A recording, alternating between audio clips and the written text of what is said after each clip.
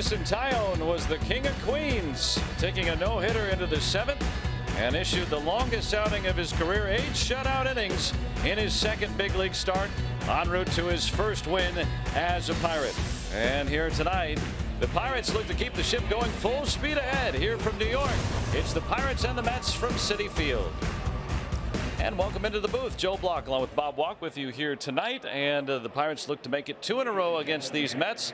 And last night, of course, getting that good pitching. Also some timely hitting as well. And a little bit of a lineup change tonight as well, as Gregory Polanco is now the number 2 hitter for the Pirates. Well, Gregory Polanco definitely has kind of emerged this year as a true force, not only just on the Pirates, but really around the league. A lot of people are talking about the combination of the speed and the power that he has put together. And you can argue that right now he is the most dangerous hitter that there is in our lineup. And a lot of talk about where should that best hitter hit in the preseason.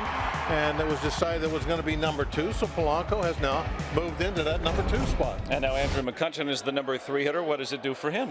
Well, Kutch moves down a little bit. Maybe he can get back into that comfortable 3 spot where he's been basically his whole career. And Jung Ho Kang's hitting behind him, and that's going to be good for him too also. I think that's going to get him some better pitches to see. And he's been one of the better hitters so far throughout since he's been back really with the Pirates. Absolutely. You look at the few at bats he has, but then look at the RBIs and the home runs. I mean, he's just crushing the ball. It's almost like he's making a bid to be the number 2 hitter. The way he's hitting it, it's just awesome to watch. He's just getting better as he gets more at bats. Look what he's already done in June. Up over 1,000. And if he had enough at bats to qualify, he'd lead the National League in slugging percentage too. So some big extra base hits from Kang and company. Pirates look to make it 2 in a row against these Mets tonight. Jeff Locke gets the nod for the Buccos. It's the Pirates and the Mets from Citi Field. Coming up next, right here on Root Sports.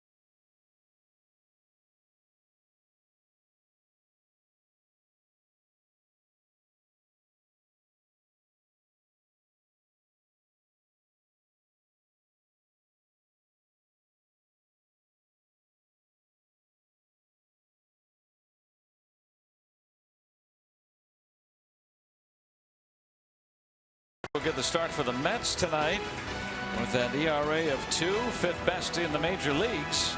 Pirates did score 3 times against him last time around, and Jeff Locke getting the nod tonight for the Buccos. Tough start his last time around, but before that, very, very good. And you know that Rockies start wasn't good, but before that, Locke was seeming to get things on track. Yeah, he really had it going ever since the previous Rocky start at Coors Field, where he pitched very well. And it was just a disaster for him, though, this last time with the 11 earned runs. Just what can you say? I mean, it just destroyed his earned run average. He's going to be working on that now the entire second half of the season. Yeah, he stayed in that game a little longer than probably would have had him because of the short bullpen. And here tonight, let's go back to our studios. Rob King's got a game break.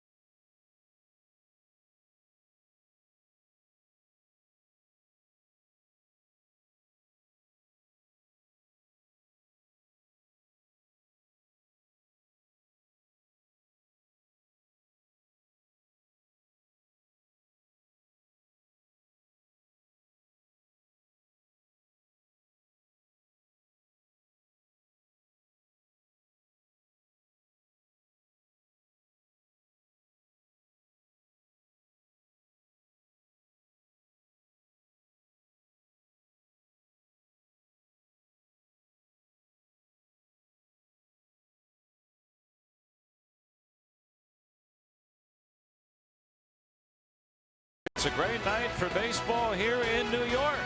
And Noah Syndergaard will start for the Mets this evening. And they've got the hair for Thor and the hammer of Thor as well here in New York for their young star. And the Pirates will send John Jaso to lead things off against him here tonight. And the rest of the RAV4 lineup for the visiting Buccos, with Gregory Polanco now the #2 hitter for the first time this season. Andrew McCutchen is now back at #3. Jung Ho Kang cleans up with Marte, Harrison, Mercer, Eric Kratz in there for the banged up Chris Stewart, and then Jeff Locke on the mound.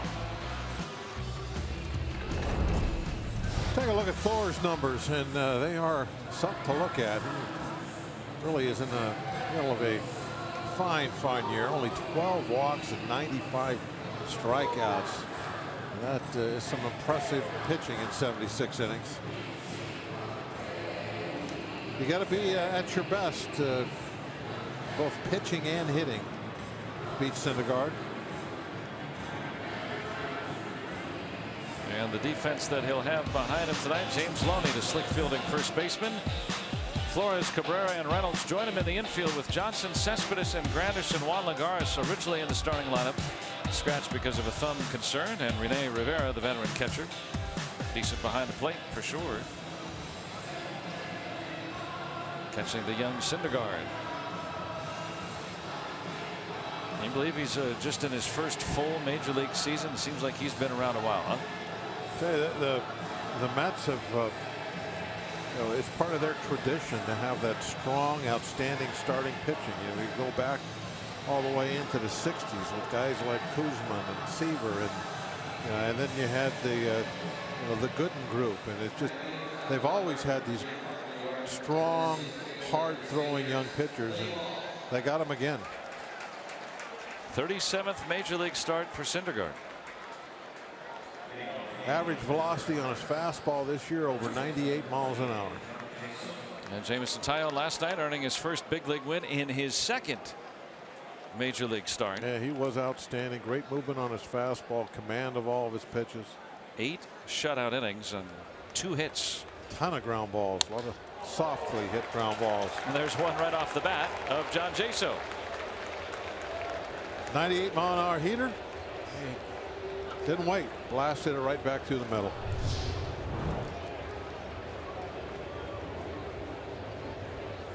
That snaps an 0 for 11 for Jaso. And the Pirates did pretty good against Syndergaard the last time around. Pirates good fastball hitting team. They're not really impressed with somebody just because they can throw hard. Now Syndergaard brings more than a fastball to the table, that's for sure.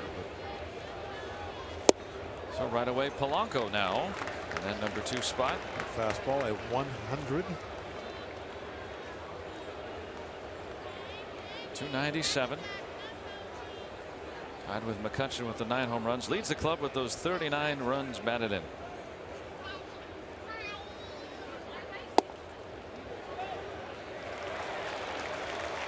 And Hunter Wendelstedt said he went. Hard slider down and in. That's well over 90 miles an hour. The breaking ball, tough not to chase that.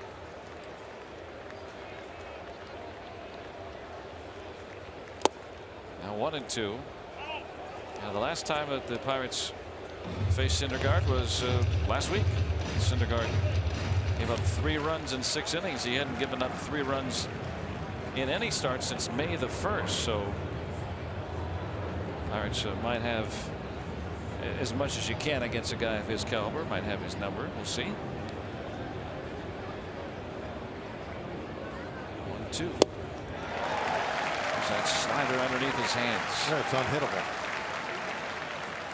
I mean, truly unhittable. You look at the numbers that he has. Guys trying to hit the breaking ball. It's very impressive. Let's take a look at our Rivers Casino tips to win for tonight. Hunt the heat because of that breaking ball. That's the slider and the curveball. Over 50% of the time he gets swings and misses on those two on his off-speed pitches. So try to hit the fastball, even though he's throwing the ball very hard. And same recipe for the lock. Try to get those ground balls like we were talking about with Taillon last night. All the ground balls. The Mets really struggle scoring runs. I think they're in the bottom 3 in the National League in runs scored. But they do hit a lot of home runs. That's the way they can hurt you. So keep them on the ground, and you're probably going to have a real good day out there on the mound. Andrew McCutchen now back in his familiar 3 spot. And he's down 2 strikes on a pair of 100-mile-per-hour fastballs.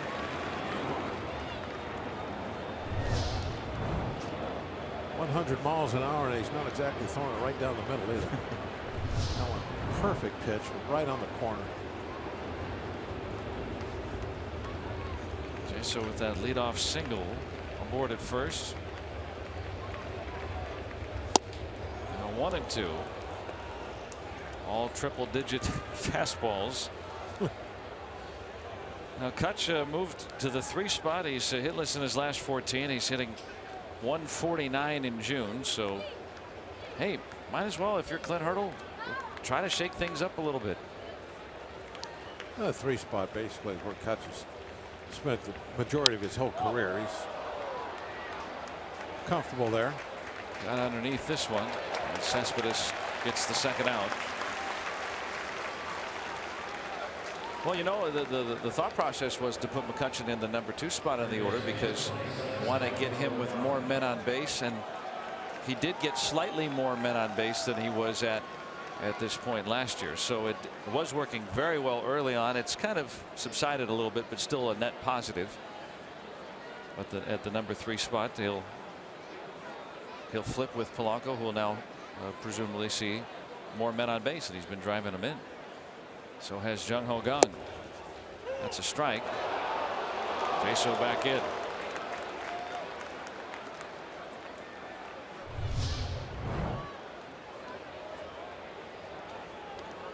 Kind of surprised they threw down on Jaso. He really wasn't all that far off the base.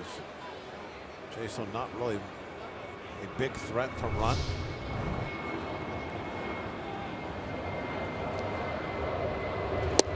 Knowing how good Kang is at, you know, extra base hits, maybe trying to take that RBI chance away, or at least the other run if he hits one out.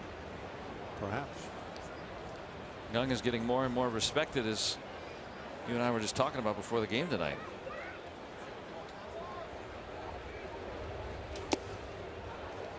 Off speed. A little dirt got in Rivera's eyes.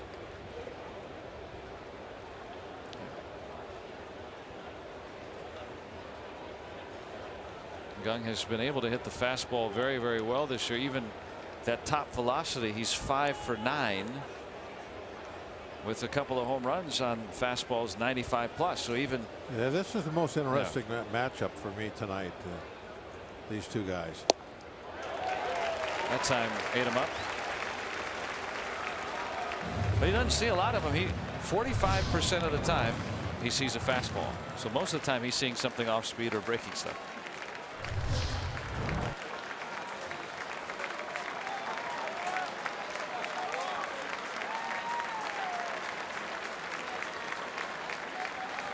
Two.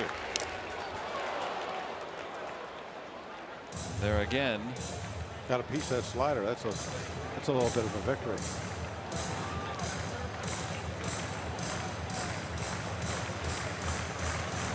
And last night he was able to connect. One of DeGrom's fastballs out of the ballpark. Back in the 6th inning, that 2-run home run. He had a couple of hits on base 3 times. Try another 2-2. Now full.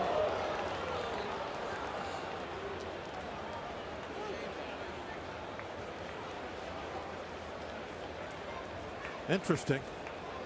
Syndergaard does not walk a lot of guys. Starling Marte would be next. Choose to throw here on a 3-2 pitch. Got a 100-mile-an-hour fastball. Is he going to go something different? 3-2. Yep, he does. Slider. That's some respect for Kang's ability to turn that heater around.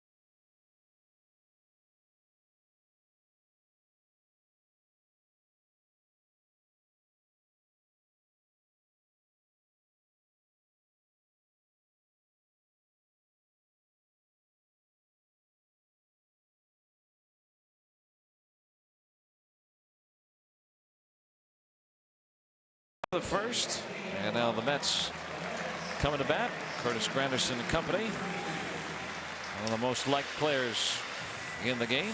And look at the Terry Collins's Mets lineup, brought to you by Honda. And Granderson atop the order with Asdrubal Cabrera and Yoenis Cespedes, Wilmer Flores, who has hit well in June, and Kelly Johnson. Matt Reynolds getting a start at second base. Neil Walker still banged up with the back. And James Loney, Rene Rivera, and Noah Syndergaard, bottom third of the order.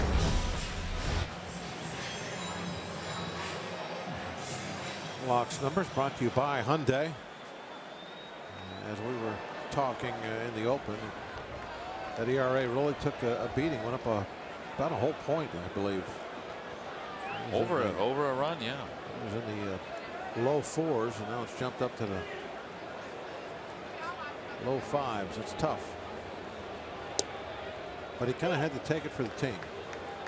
Had a very thin bullpen that day, and it was just tough for him to get him out of there. Most of the time they'll pull you before you get anywhere close to that amount of earned runs on your line. Yeah, there's no doubt it was one of the toughest outings any pitcher has had.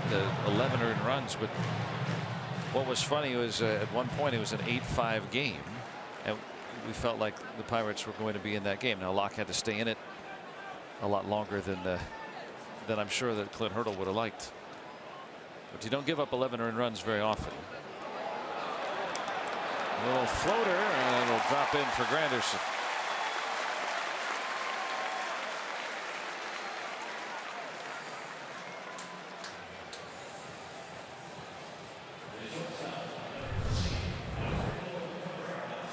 Kind of an odd swing. It was almost like he was trying to get that inside pitch off his kneecap. He was able to push it the other way. But rather lucky with that base hit. Line drive in the box score, though. So the .219 hitting Granderson aboard. Asdrubal Cabrera.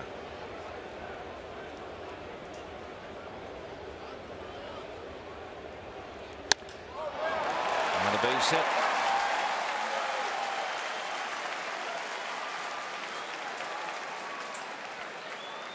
This is kind of how Locke's outing started in Colorado. The first four Rockies all had base hits. Well, wanted to follow the recipe, get the ball on the ground, and these first two obviously not ground balls. Get Cespedes to turn over on maybe a fastball down and away, hit him a little ground ball to short. Double play, and then that will help to clean up this inning. That's what you're thinking if you're Locke out there. Cespedes fifth in the National League with those 16 home runs. Get a ground ball to Mercer. Or maybe Jung Ho. He's grounded into 6 of them.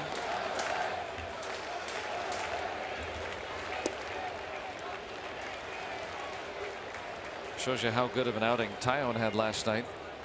This is as many hits as they had in 8 innings against Tyone. About as perfect as you could be. I mean, he just did nothing wrong and had great stuff and excellent command. Now, what's the difference between, say, Tyone's hiding from us? He got his first win. With Locke being a left-hander, he doesn't throw as hard as Syndergaard tonight. Huge difference. Yeah, to the hitters. Oh yeah, this is like nothing that really went on last night can be applied to the Locke start here. That total different type of pitcher, throwing from a different side. There's nothing. Now you can still try and get ground balls. It doesn't matter how you throw the ball. There's a way to try to promote ground balls. Tyone 15 or 16 last night in his 8 innings. So I mean, very quickly working through. And when we've seen Locke at his best, that's been, he's been low in the zone. Yeah, right? I was looking at his splits today, and it's not exactly a perfect correlation, but some of the games you can see where he has struggled. Most of the ball's been hit in the air. Makes it even. 2-2 on Cespedes.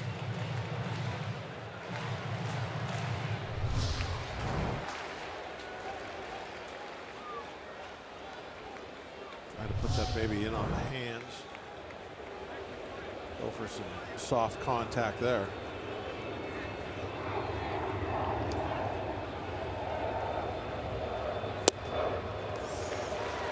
Barely missed.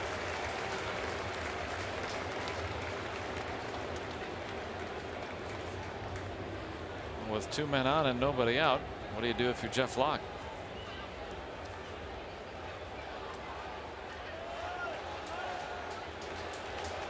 Jam him, get a one hopper right back to the mound. It's a good recipe.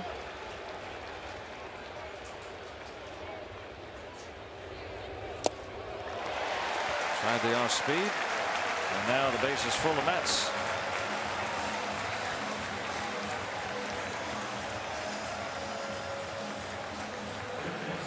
Now this Mets lineup, Bob, as you pointed out, they have not been setting the world on fire offensively. The 3rd fewest runs per game in baseball this season. Their pitching has carried them. Normally they, you know, I was looking at they have the same amount of home runs as the Colorado Rockies, but they've scored almost exactly 100 runs less. Wow. It doesn't make any sense, but they have a kind of a more of a traditional type inning going right now. Off the glove of Kratz, ball 1. Kratz in there tonight. Chris Stewart banged up. Available though. And Jeff Locke with nowhere to put Wilmer Flores. But yeah, this Mets lineup with Flores, he's only got 95 at bats, so he hasn't been playing a full year, but he has 5 RBIs. I mean, this is the cleanup hitter. This is not a good Mets lineup up there right now. They are really banged up. They're struggling to score, struggling to get hits. They got a very low team batting average. That's a fair ball with some English on it. Kept it fair because of it. And the Mets will get the first run. A couple of very fortunate balls have been hit now. The leadoff single to start this inning where Granderson fought that ball off, was in by his knees and got the base hit. And now the little squibber, it just cued off the end of the bat. It turns out to be an out, but a very positive out for the Mets. Watch it spin away from the line. Yep, it looks like it's going to go foul. Look at that. Like a Massey shot.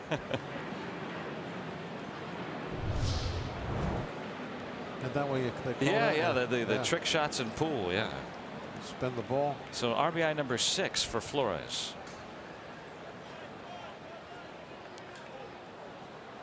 And an odd infield setup with Gung playing in, the right side playing back on the shift, collecting there for the lefty batting Johnson. He's the lone man standing on that left side and playing most of the way in. Johnson at 226 with his time with the Braves included. Jammed him. That'll work. And Kratz, the catcher, gets the 2nd out. Well, you get out of this inning giving up just 1 run. I think that's definitely a victory. Bases loaded, nobody out. Yeah.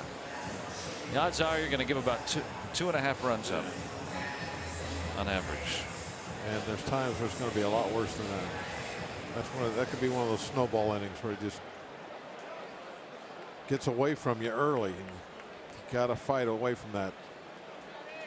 1 out away from escape.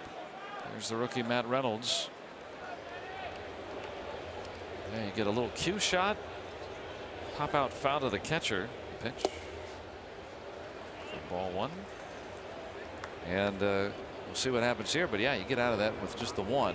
Okay. All right. Locke's pitch count very favorable at 15.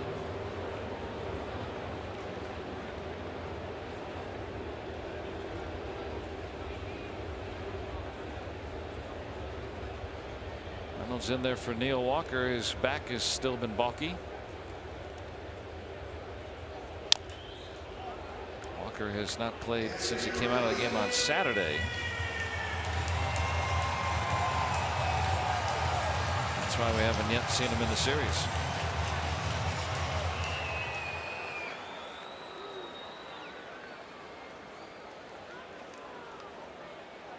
The man he was traded for, John Neese, will not appear in the series either.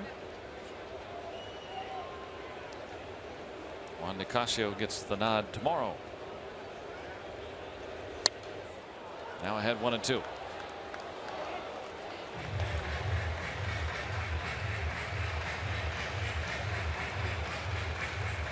I guess that is the silver lining. If you get the bases loaded against this Mets team, you're facing a lot of guys that have spent most of this season in the minor leagues.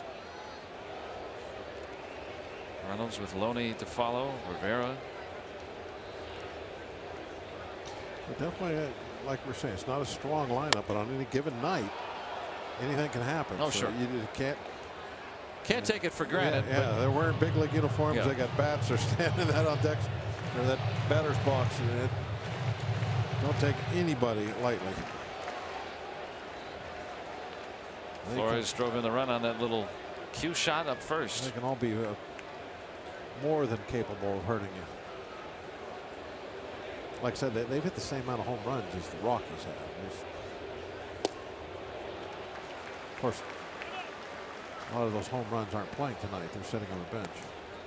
Or hurt on the DL. Yeah, the Mets, not only with the guys banged up with Conforto and Walker, David Wright's on the DL, Lucas Duda, Travis d'Arnaud, their catcher. So it's 5 guys that are supposed to be in the regular lineup that are out tonight. They're banged up about as good as anybody in baseball. That's roped foul. And Juan Lagares, who was originally in the starting lineup tonight, that left thumb that's been bothering him, he ended up getting scratched. Nobody feels sorry for you, though. There's Juan. It jammed it diving about a week ago, so that wasn't it? Out in left center. Fine defensive center fielder. Down on the ground and fair, and trickling all the way toward the corner. That'll plate a pair for Matt Reynolds, and the Mets have 3 in the first.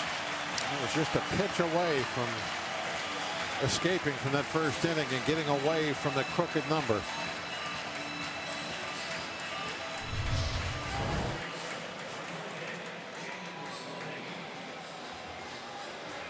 And a couple of feet fair.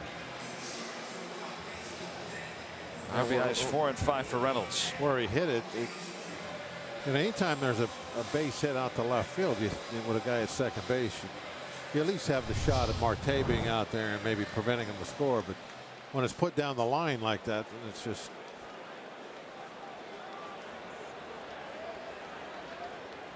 a double. And now Locke is having to kind of a little pep talk right now. Well, he's got to really be scuffling mentally right now, thinking about just like 4 starts ago. He had the complete game shutout.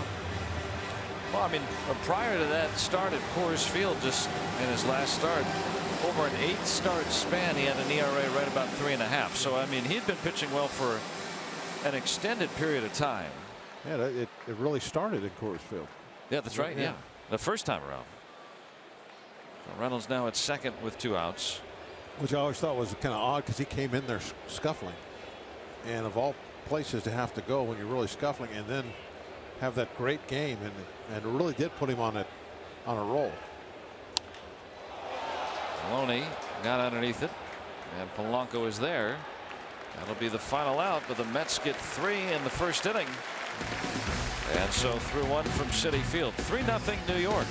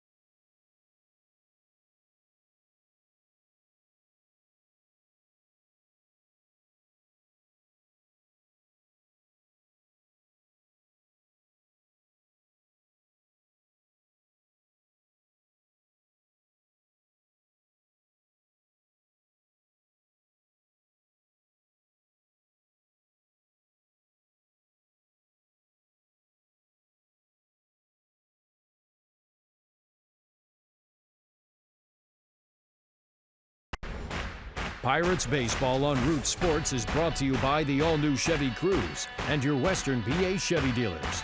And by Barrel. Our service centers are now open evenings and weekends. Visit barrelservice.com for more. Let's go Bucks! Pirates trail at 3-0 as we go to the second inning here tonight from New York. And a look at our Barrel Automotive League leaders, the National League leaders in multi-hit games, and Starling Marte with a couple. Yesterday, another multi-hit game. In fact, 4 games in a row now he's had a multi-hit game, so he moves into the league lead with Daniel Murphy. Jacksonville product, having a nice season. Former Met, now with Washington. Marte, look at that, 335. It's that great speed. He supplements his batting average with all those infield hits he gets. Really makes a nice difference. He's had 14 infield hits. Near the tops in the league. Trying to get some runs for Jeff Locke.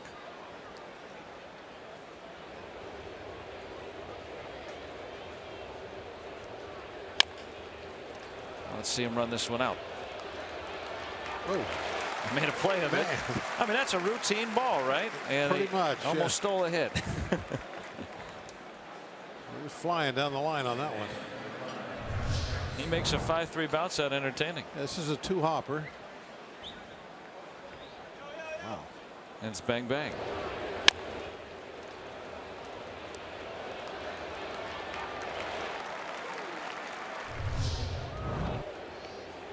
You can see that Flores was playing him deep and had to come get that ball.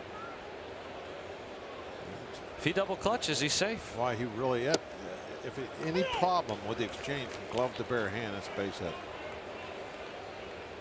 Flores has played mostly short, but filling in for David Wright over at third.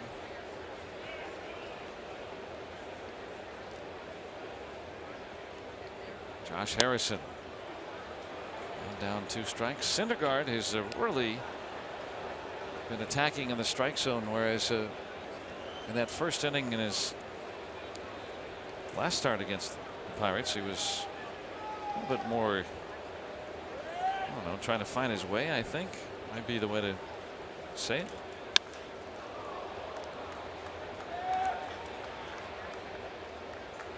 And quickly 2 gone.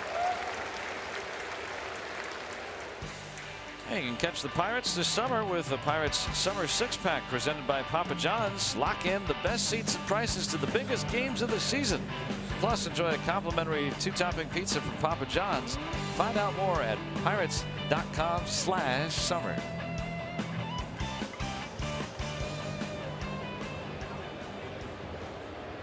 And seeing all the black and gold coming out here in New York. Great to see.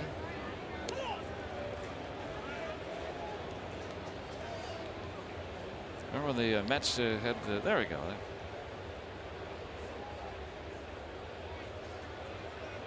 Representing the Berg proud here all week.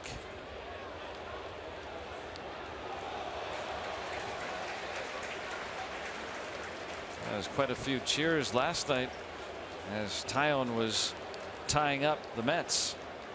And you could start to sense, oh, all right, there's. Yeah, well, this is definitely one place they appreciate good pitching. Here in Queens. Flushing, I guess. Yes. Mercer has the final out, so Syndergaard sends down the Buccos in order in the second. Still 3-0 Mets.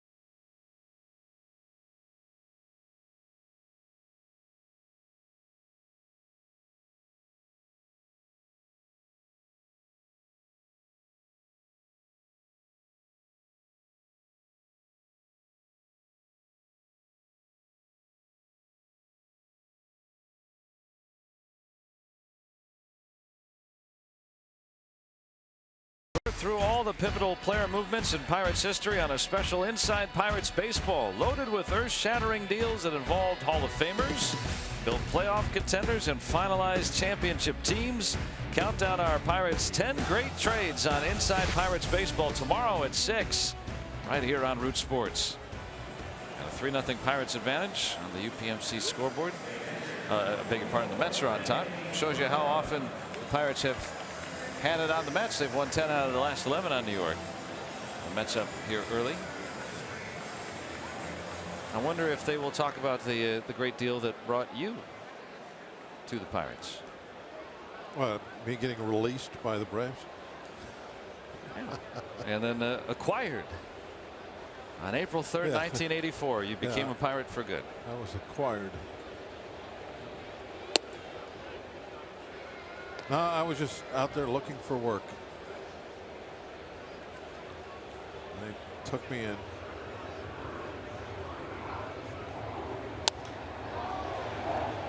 And that one will go foul. Nice catch. So this wasn't the 10 great acquisitions segment here on coming up on Inside even Pirates if it was Baseball. a trade, I'd be down about 100. Now you were traded straight up for Gary Matthews before. Yeah, that was a disaster for the Braves. The Braves don't have that as a 10 best either.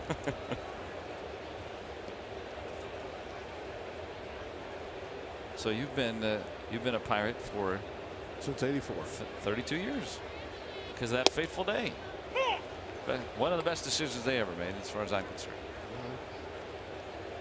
One of the best decisions I ever made.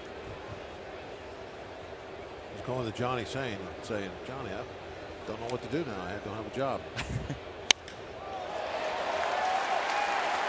Base hit for Rivera, rolling toward the wall. He does not run well. That's used to be triples territory out there. Yeah, you hit it out there, you don't have to run while we get to it. Long ways. Well, they brought that fence in 35 feet since the ballpark opened. And it's still 380.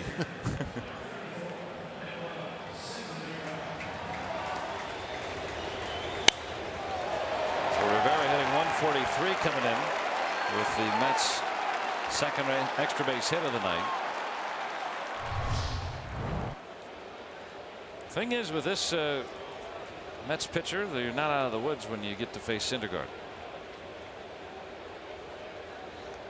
200 career hitter with 3 home runs. Swinging away. And you just showed me the bunt, and that's the reason I was giving you the stats on him. Is I've seen him in enough situations. Now they might put the bunt on here, but I've seen enough situations where they've given him a little bit of liberties versus some pitchers. Pitchers are supposed to bunt. Yeah. Now maybe he will here. We'll see. Yep.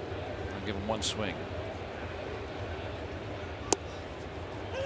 Now he's down 2 strikes. Sometimes it takes 3 pitches to get a bunt down. Why take one away from him? Oh, I'm with you. I've seen them give him some liberties. That's why I was curious. Yeah, but I mean, in my mind, is only move the runner to third. Let the top of the lineup have a shot at knocking it in. Right. Either swing away if you think he's going to swing, or right. Or, well, yeah, but I mean that's very rare for me to let the pitcher swing away. In my mind. You're saying do one or the other, though, right? Because if you let him swing away, then you might want to work a count. You don't get that opportunity with just one swing, right? Well, I am saying do one or the other, but I'm really saying bunt the ball.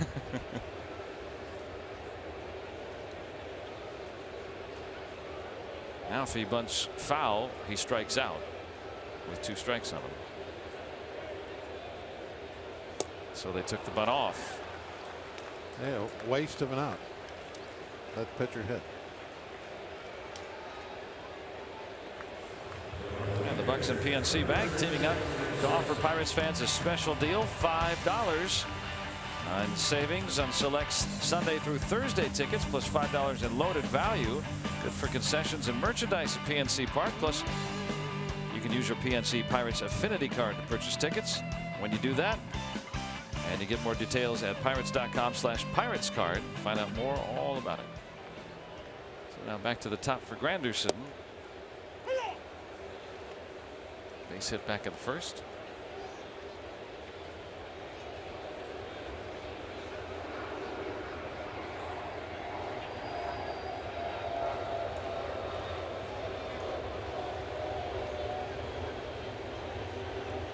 Locke wants Kratz to go through the signs again.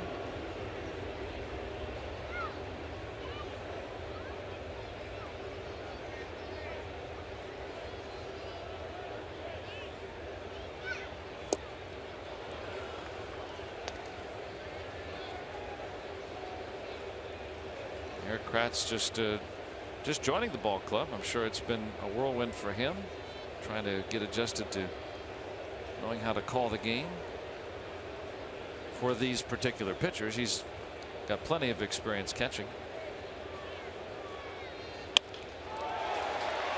Right into the shift. Rivera now at third with 2 outs.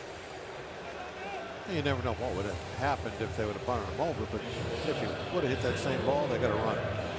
Infield's drawn in. There's nobody playing in front of second base. That's why you bunt.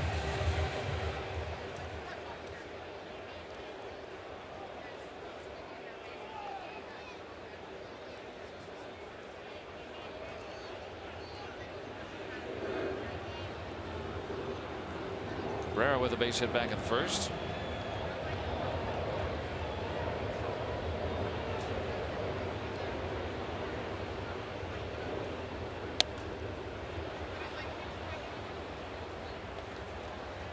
Locke had bases loaded, nobody out in the first inning. 1 run was across, and then was a pitch away from getting out of it with just the 1 run. Here a chance with a leadoff double. Yeah. Well, you know what? When you start a game, you figure you got maybe 3 runs to play with. And he's used his up now, so now he's got to put up zeros. It's a very important inning to be able to put up a 0 after giving up a leadoff double. Why it was so significant to get that first out and leave the runner at second base. And every run is precious now, especially with Syndergaard pitching. Hot shot, but right at gun, and he will put up that 0. Good job. Leadoff double, left stranded at third. Still 3-0 New York.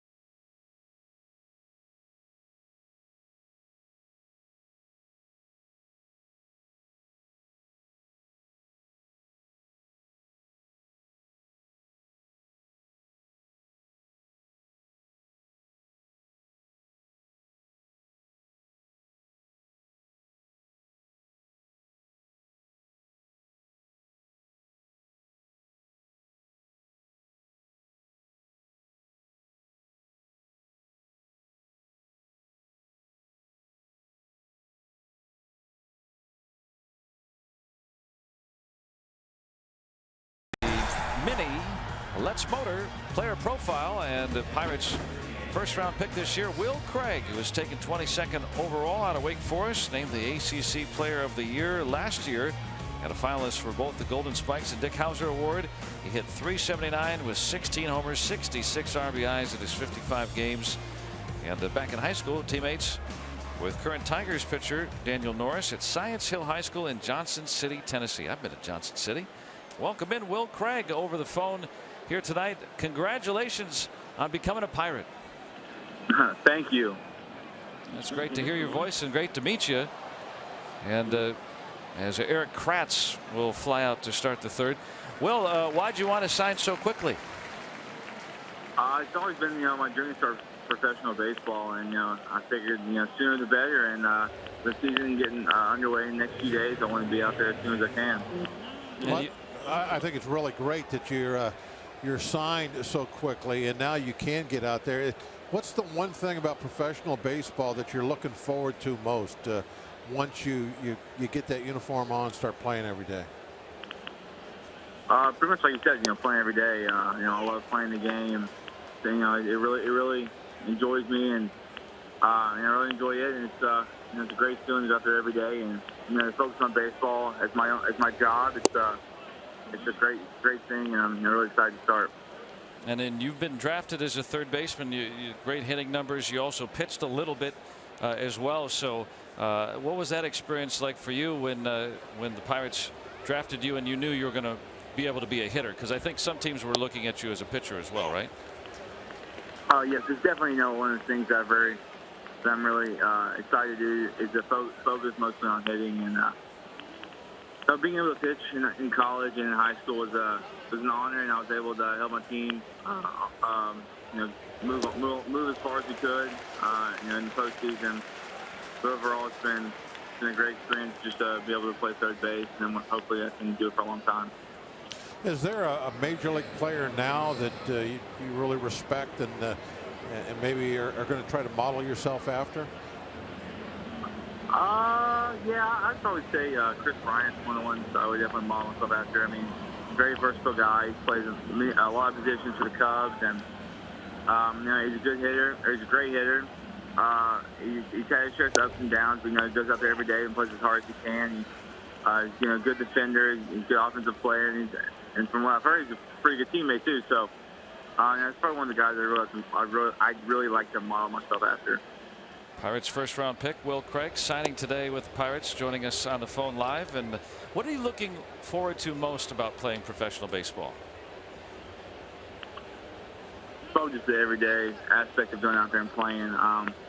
I'm ready to go out there and play every day, and looking forward to that and having that as my main job, and and not really have to worry about school or anything else other than that. Well, we're looking forward to having you in black and gold, but in the meantime, enjoy pro baseball. Will, thanks for joining us on the phone tonight. We appreciate it. All right, thank you guys. Good luck to Will Craig, the Pirates first round pick, and Jeff Locke back to take the mound as we head to the bottom of the third.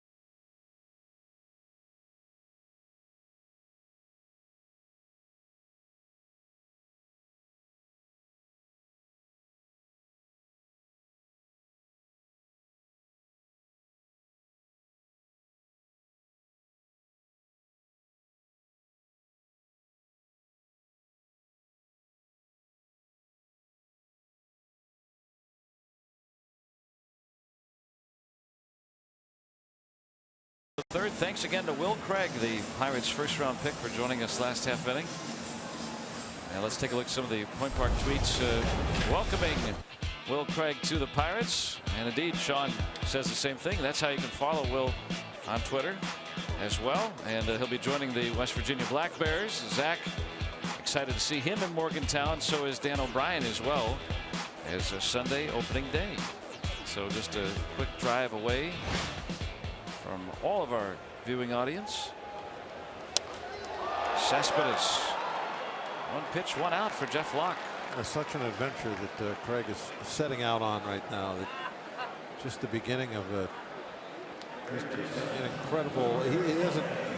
There's no way for him to realize what he's going to be going through, even just in the next year or two, but hopefully over the next, say, 15 to 20 years, it'll be something special. They talked about really wanting to be able to just play baseball every day. You know, the school part, and then you kind of play some ball and more school. Yeah, wants it just to be the job, to come and just play every day. At that time of your life, you can't wait to go to that ballpark. You wake up in the morning and it's just staring at the clock. And come on, let's go to the park. And you know, possible down the road power bat impact hitter like that guy. Another first round pick, Andrew McCutchen. Well, that's what you're always looking at that first round. You want impact type players, guys that are either going to be horses in your starting rotation, hopefully, or hitting somewhere in the middle of that lineup, being a big home run RBI guy or a good oops guy. On base plus slugging. That's what you want out of that first pick. You hope you hit on it. And so we'll see as Will Craig begins his career out of Wake Forest, a third baseman. Said that he liked to model himself after Chris Bryant, not because he's a Cub, but because of his versatility, his good power, ability to draw walks. Very good player to model yourself after. Sure. Power guy, third baseman. And so yeah, that sojourn through the minors, I always think it's so nice. We were talking with Jameson Taillon before the game, who has just now gotten to the major leagues after 6 years after being drafted, and that experience for him, he was talking about how it has shaped who he is as a person, let alone as a pitcher. Well, I mean, I've said this many times over the years. It really, and I'm honest about this, it's some of the very best times, most fun I ever had in the game of baseball in the minor leagues. He hits another one right up the first base line, and Flores thrown out on a good play by Jeff Locke. Excellent by Locke. How do you hit two balls like that? You can't try and do it.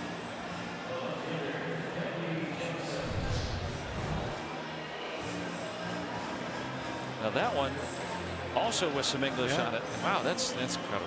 Yeah, look at Locke going over there, a little backhand. Wilmer Flores, tough play for any pitcher, but for a left-hander, that is really difficult. You're falling off toward third as you release the ball. Now you got to race behind you, and if you're right-handed, you kind of pick up the ball and you're in a little bit of a throwing position. Being left-handed, no way. All you can do is go to that backhand. Nice play.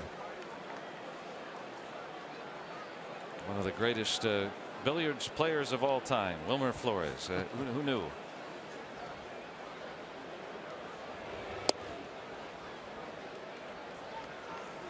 Regular Minnesota Fats.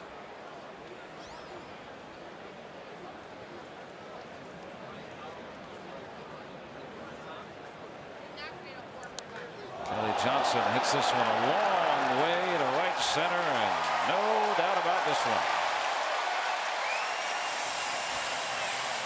Well, that one would have been out if they still had the fence moved back. First home run this year as a Met for Kelly Johnson. That ball all the way back on the mounds of the Pirate bullpen. It was a bomb.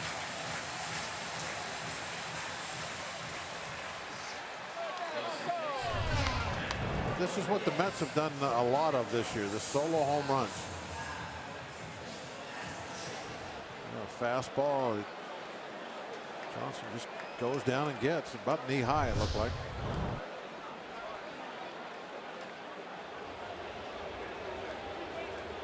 So Kelly Johnson, second home run overall.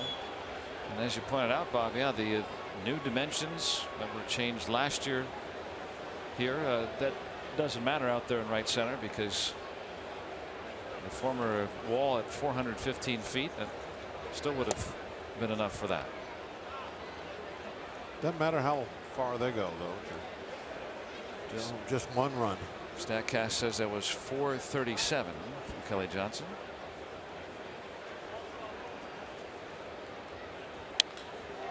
And another base hit for Matt Reynolds.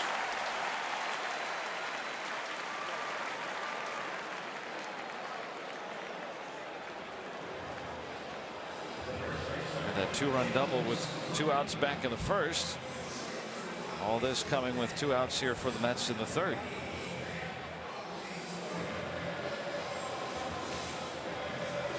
Locke trying to find himself after that 11-run outing at Coors. A very decent run over 8 starts prior to that. Is it hard as a pitcher to think beyond what has just happened within this game, or maybe your last game? No, absolutely. Well, the last game, now you can get by that, but what's going on right now tonight, it's there strong. And if it's something negative, it really is hard to fight.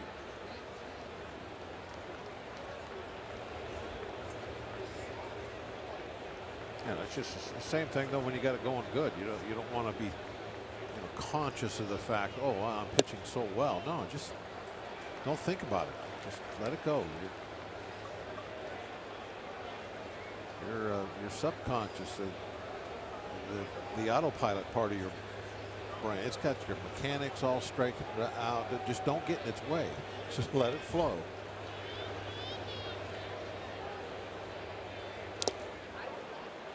Now 2-1 on James Loney.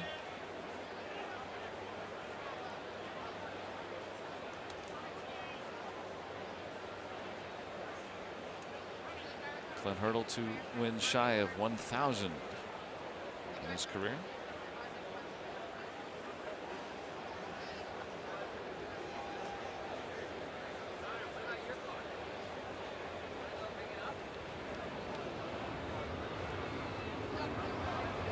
Big jump for Reynolds, but Loney will be out to end the inning. Mets get a run on the Johnson home run, and they lead 4-0 after 3.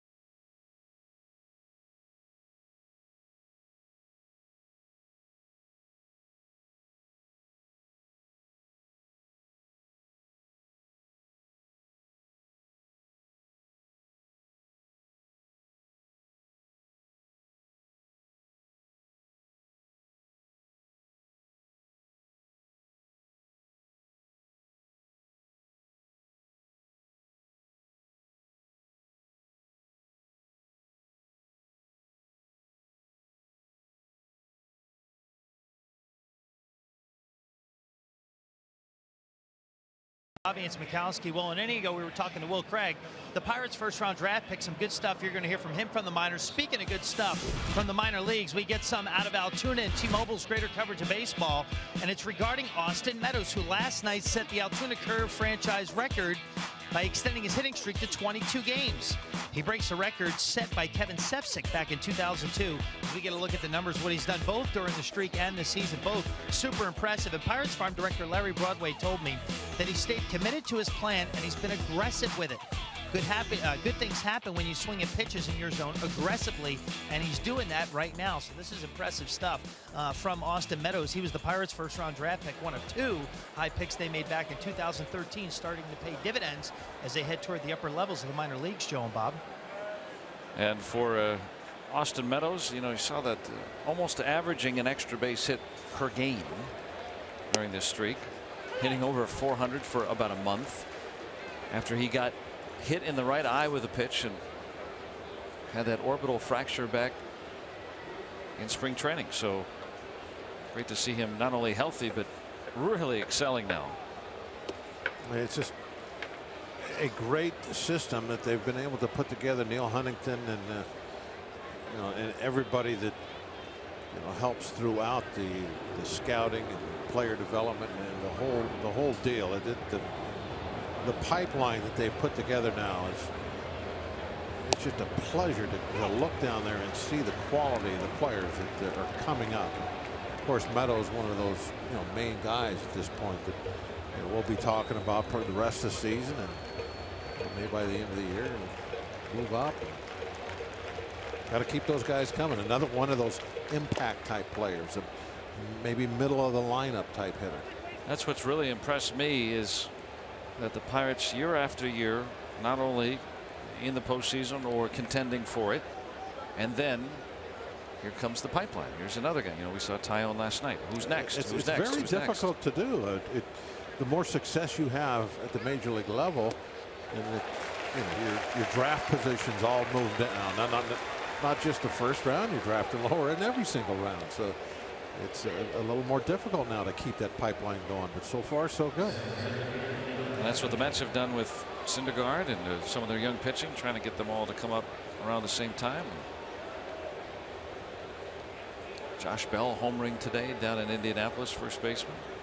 It's, Andrew McCutchen kind of started that. There's Matz and DeGrom for the Mets, who are part of those young guys.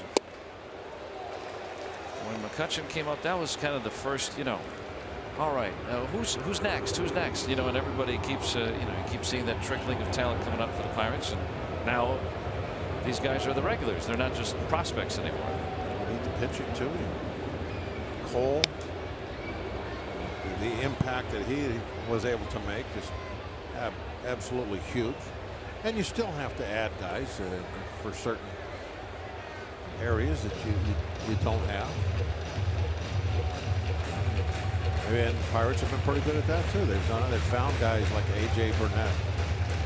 You bring in and have him for 2 or 3 years and has a big impact. Ariano.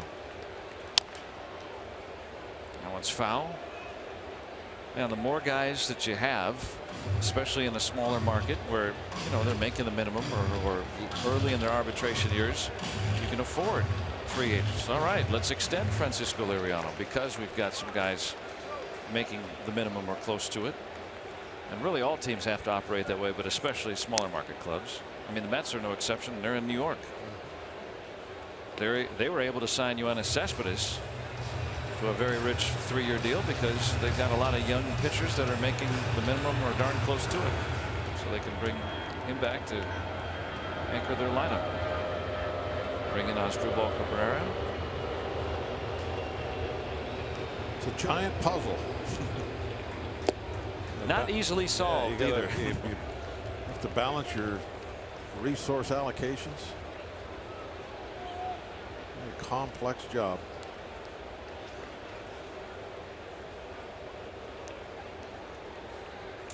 Matt Harvey. Another one of those starting to pitch better. Very good young pitchers, yeah.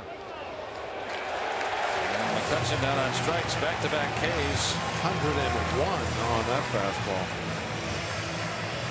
So Syndergaard's retiring them all in order after Jaso's leadoff single. And again, look at the location on this. Just catches the knees right on the very outside part of the plate. At 101. I mean, what can you do? That's tough. He has thrown 10 pitches at least 100 miles an hour. 100.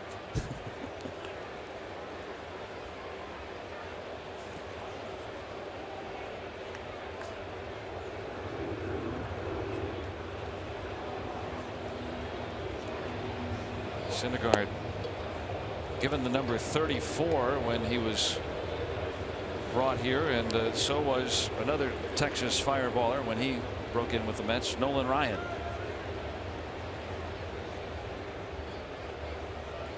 The 34 has got to be a pretty popular number with Texas pitchers. Well, the Pirates did pretty good with theirs last night. But nobody really offers that kind of velocity like Syndergaard does at the moment. Not with regularity as a starter. Right there, 92-mile-an-hour changeup. Changeup. Yeah. That's Locke's fastball.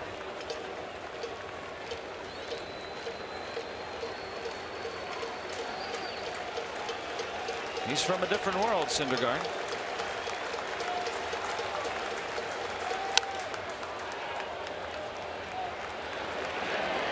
He has sent down 12 Pirates in a row. 4-0 New York.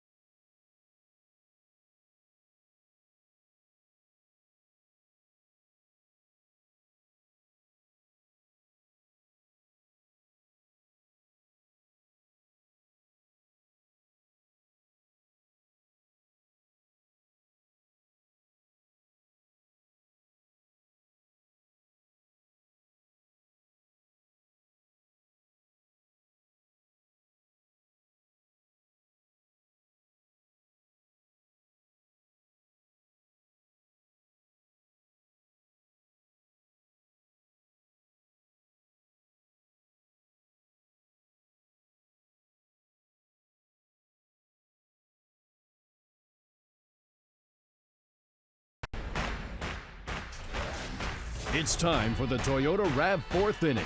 The all-wheel drive RAV Hybrid has performance that will make you rethink hybrid. Let's go Bucks! And there's Jordan Tyone right in the center there. Jameson's brother. Got to see brother's first big league win last night. Tyone 8 shutout innings. Took a no-hitter into the 7th. That was exciting, to say the least. What a thrilling victory for him and for the Pirates in the opener of this series. They need some runs off Thor and company. Meanwhile, Jeff Locke trying to button it down against 8, 9, and 1. And Rivera, that one foul.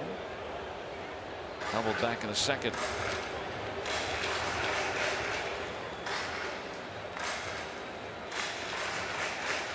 Good to see a Mariners fan here today. A little far from home.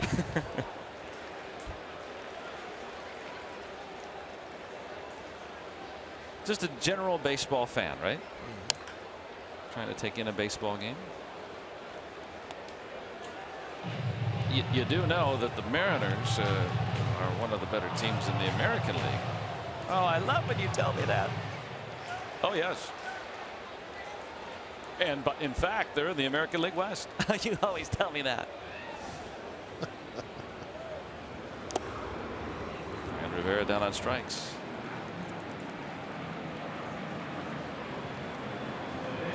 How's this for a segue? Legends of Wrestling Night coming to PNC Park on June 22nd. You can meet your favorite wrestling superstars, including Kevin Nash, Booker T, and many more. Packages include an autograph session and a ticket to the Bucks game against the Giants at 7:05. Wrestling fans, get your tickets at pirates.com/legends. What is Booker T? Is he a 5-time champion? I think. Oh, I don't know. I think it's 5 he's won.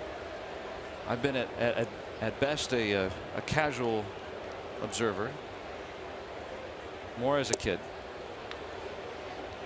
But in college, my roommates loved wrestling, so it was always on Monday nights. And I'd see, guys like that. Yeah, they with that hair. A lot of hair like that. Yeah, in wrestling.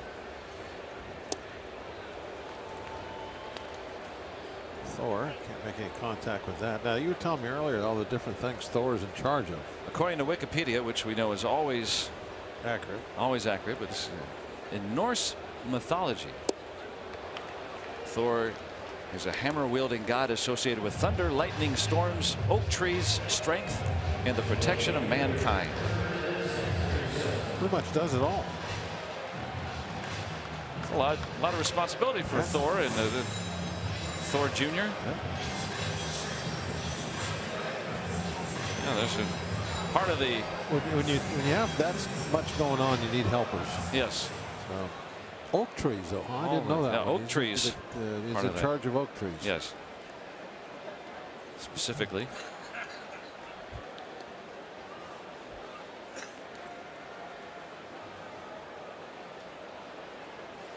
Carter Granderson, the former UIC Flame in Chicago, University of Illinois Chicago.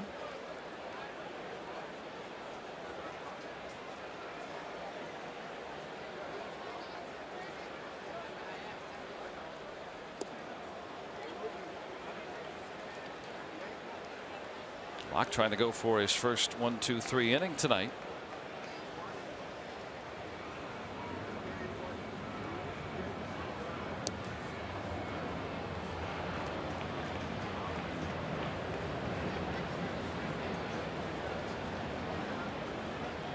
Anderson is singled and bounced out.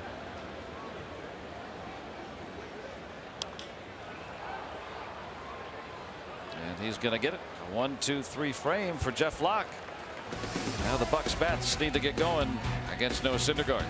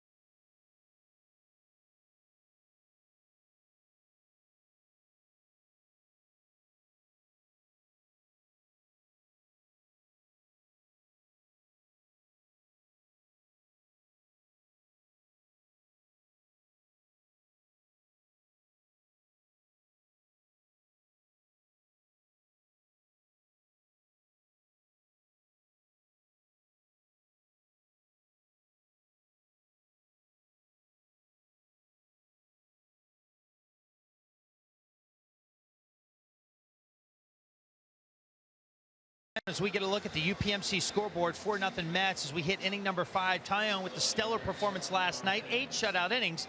And he discussed earlier today the unique celebration when he arrived in the clubhouse last night after the ball game. And I knew something was up. Went in there, they told me to undress, take off all like my jersey, don't get that ruined. And they started singing. I'll say number one, they knew the national anthem of O Canada a lot better than I do. I'm not sure whose voice it was, but I think they were hitting falsetto. They were hitting everything in there. Garrett, Husey, their voices projected pretty well.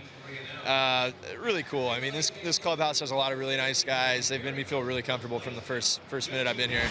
Well, one thing Garrett Cole did say, as far as the guys that didn't know the words to it, they could just jump in with the word Canada at any point in time during the song, and Jared Hughes was leading the way. Shouldn't surprise you that Jared Hughes knew every word of the Canadian national anthem and led the way with that deep voice of his. But overall, it was a lot of good stuff from Jameson Taillon, who, by the way, kept the game ball and the scorecard from last night, Joe. No, that's really nice, Robbie. Thanks for that. And now Taillon isn't from Canada per se. He grew up in Texas. He was born in Florida, but his family, a lot of him from Canada, and has visited all of Canada's great cities. And said that he got a little chunky as a kid because he loved those Aero bars, which is a Canadian candy bar. So he said that's what he misses most about visiting there. But he had a lot of family in from Canada for that first big league start. Great to see him be welcomed into, and I think what he said today was he was welcomed in because of all the different times he's been in big league camp too. I think that's kind of helped the learning curve for him a little bit. Oh, absolutely. But it is pretty much a fact. You get guys down there that go out of their way to, like you were talking about Jared Hughes, make guys feel comfortable that come up. Yeah, it's nice to have a clubhouse like that.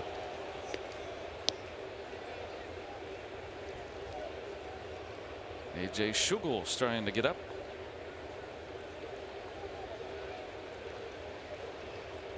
Locks pitch count at 68 through 4 innings. Marte down on strikes.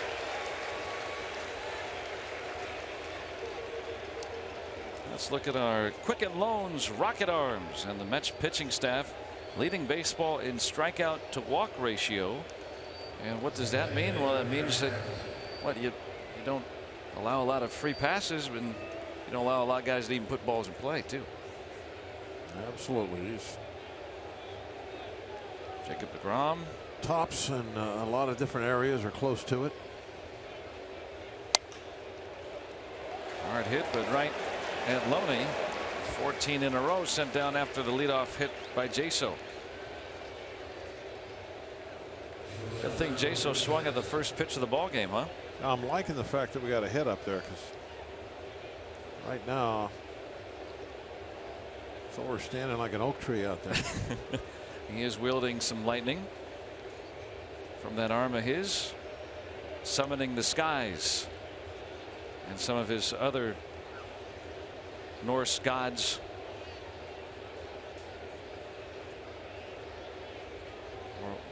I'm not too familiar with Norse mythology, but I'm sure there's a few friends. Kind of like superhero. Are they like superheroes? Like like the Green Hornet? Will he appear? No, I don't think he's not a Norse god.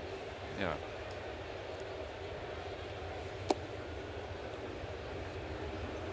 Aquaman. I'm trying to think of another. I know another one, but I can't picture the name right now. They all live in Valhalla, I think. He's living up to that nickname so far tonight. 14 Pirates in a row sent down. Loney with the smooth play makes it 15.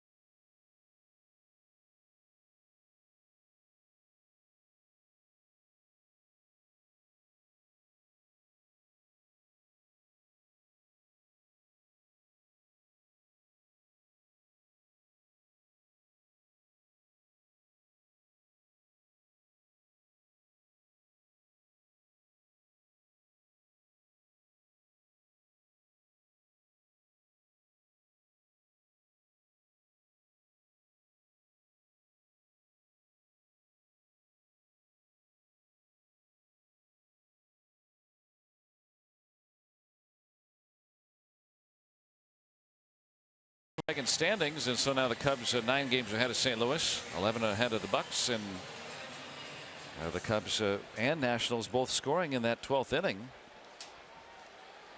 Wild game in D.C.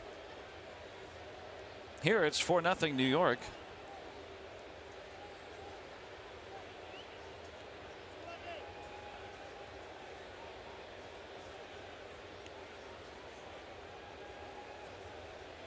Jeff Locke back out to face 2, 3, and 4 with Cabrera, Cespedes, and Flores due up. And a base hit.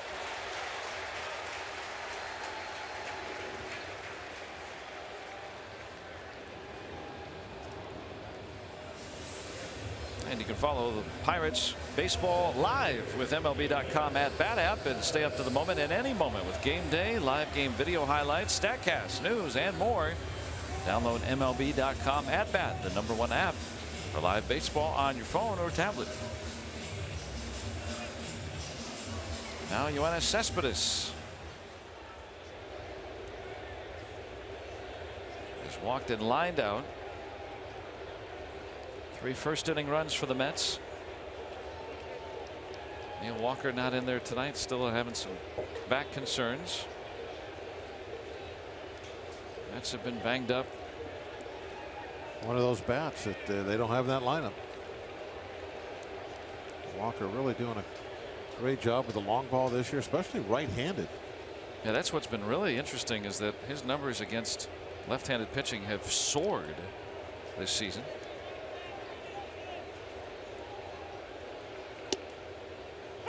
Nice tribute for Neil back in Pittsburgh, and he was so accommodating too, because everybody wanted to talk to him. Interviews, NHL Network had him touring everybody around, and is always very, very accommodating.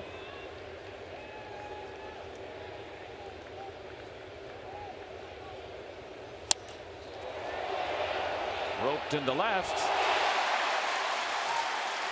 And Cabrera is going to hustle into third.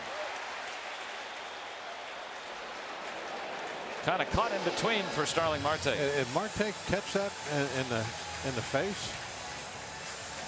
Is he all right?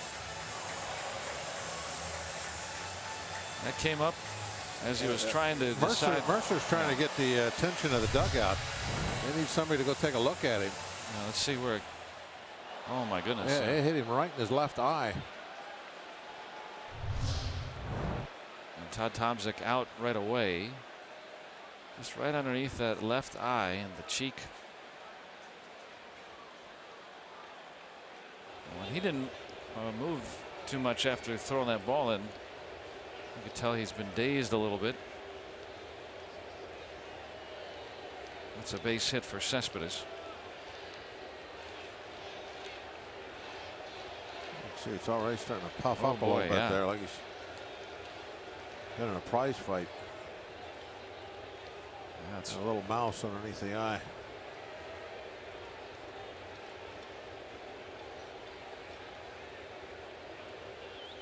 Yeah, you can see it. That's going to be tough for him to be able to. Yeah, they're going to take him out. Yeah, to see when you're hitting. Yeah, that's what would worry me the most. It's going to close up that eye. Yeah. Get that ice on it right away. And it's caught him up in the face, and so Starling Marte is going to have to lead the ball game mid-inning.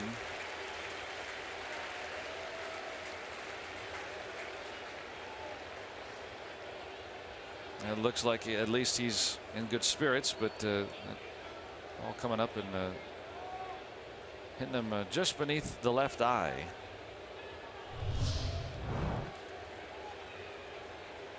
Let's look at our Allegheny Health Network Supermo. Just hit him on a hop.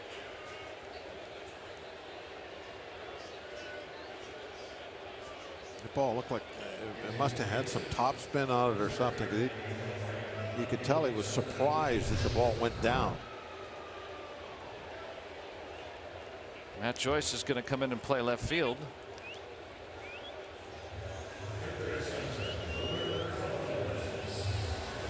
That was a tough in-between ball. He didn't know whether he wanted to try to play it off the shoe tops or let it bounce. And Marte is out. Joyce is in.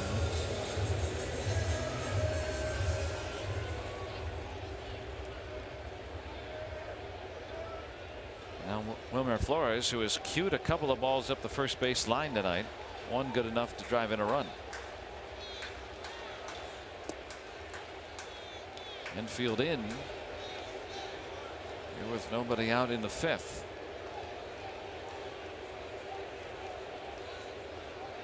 So 4-run game.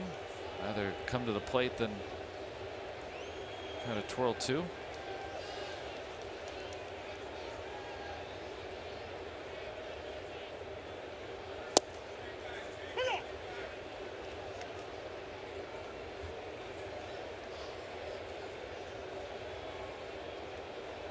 Now Archimedes Caminero. Close thing. We saw Shugo get up last inning. Clock at 73 pitches, but the Mets have already collected 8 hits here in the 5th inning. Yeah, it's not the number of pitches that's got him in trouble. It's a scoreboard. First 3 batters reached to start the game. All came around to score. Since then, even though just the 1 run, he's been in and out of trouble. Clay Johnson's home run in the 3rd. It tallied the 4th run for New York.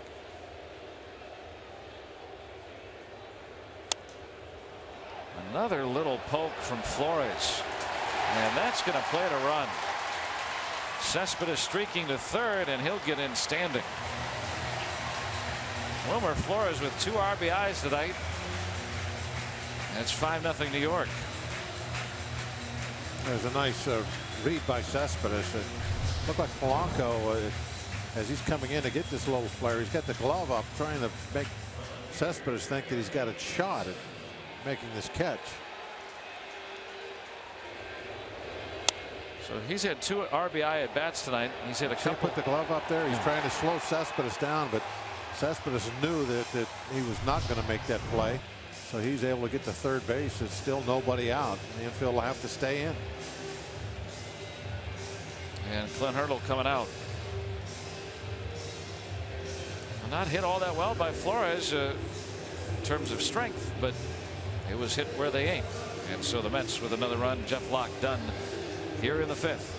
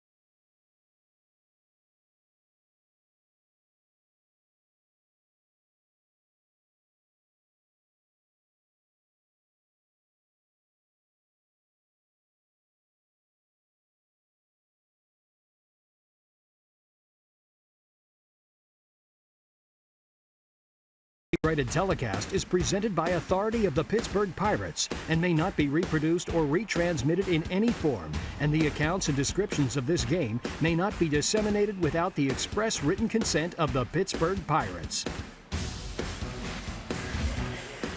Let's take a look at our Nissan road ahead in the series finale tomorrow. Juan Nicasio gets the nod against Bartolo Colon. And our coverage begins at 6:30 right here on Root Sports. Locke done after 4+ tonight. Not a good start. After a stretch of pretty decent ones, he's had a couple of rough ones in a row now. Caminero, 21 games now. Since coming off the DL, looks like his control's a little better. Last pitched on Sunday against the Cardinals. Gave up an infield hit or otherwise scoreless inning.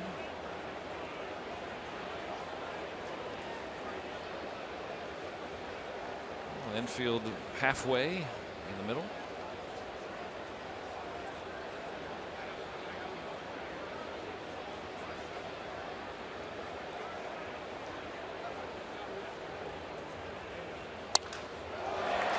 Broken bat, base hit. Cespedes is in. Mets up 6-0.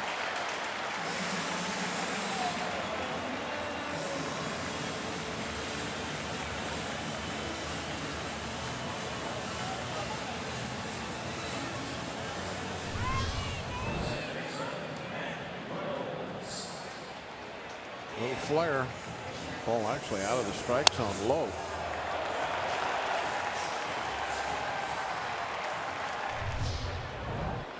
Been a few of those for the Mets tonight, along with some that they've hit very hard. Yeah, they've hit some hard balls, but yeah, there's been some times tonight where, especially in this inning, where a couple of squibbers, good enough for a run. The way the Pirates have hit against Noah Syndergaard tonight. 15 in a row sent down by Syndergaard after Jaso's leadoff single. Right now, one might be enough.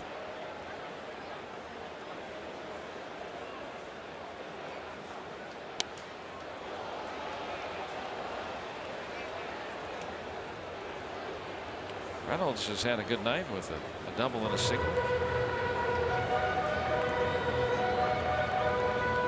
Flores still the responsibility of Locke.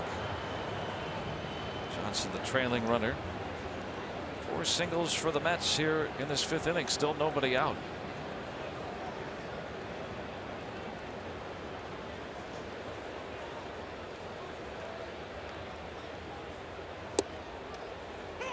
And now a strike. 99 from Caminero.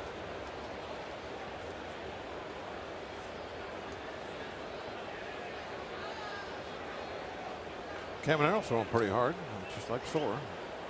He can hit 100. A lot of 99s. Pretty much has that same velocity.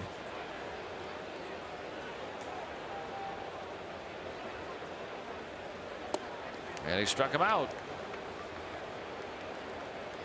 Not the only guy with a 90-mile-per-hour off-speed pitch. Absolutely. I think this is a splitter. See that movement on it. Has a little bit of a tumbling spin, so it sinks and sails. So Thor is oak trees, and Caminero could be like maple trees. He's in charge of all the elms. All the elms.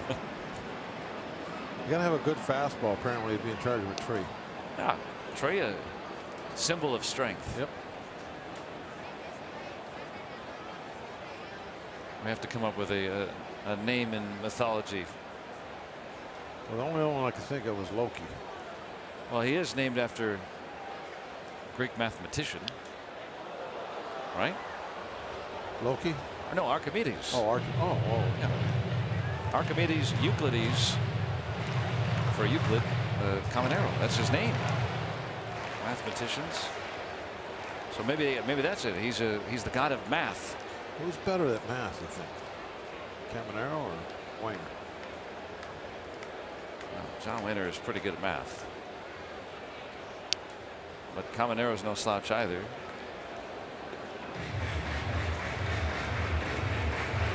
Euclid was the father of geometry, so maybe we have Thor and like Caminero throws it with that good downward angle. Yeah.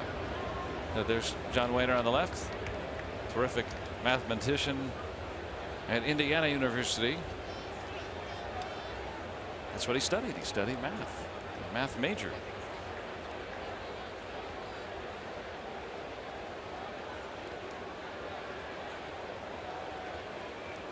Caminero, a very bright guy. He was in first grade at age 4.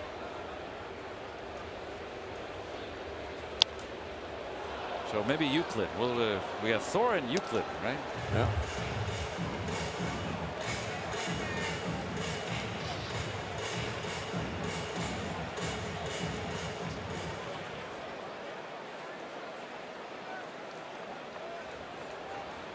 Trying to make this hot start for the Mets in this inning a myth.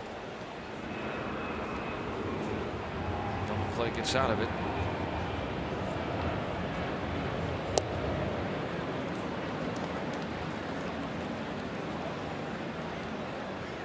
Only tonight 0 for 2. Splitter really looked like a pretty good pitch so far. He's thrown some nice ones. Rivera would be next. Surprised he didn't get an offer on that last one. Nice spot. And he struck him out. Back-to-back Ks for Caminero.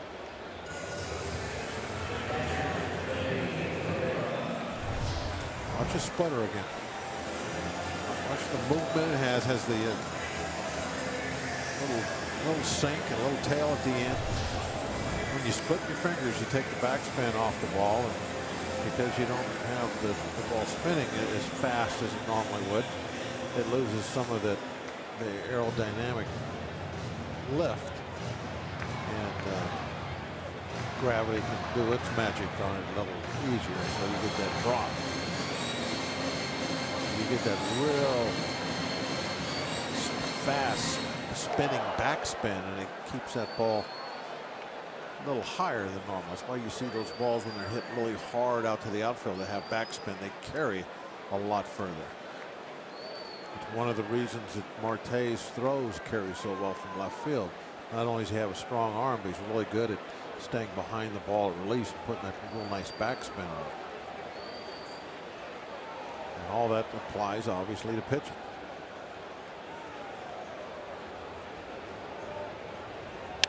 1-0 cracked into left. Here comes Wilmer Flores. And the throw sails on Joyce, and the Mets are up 7-0.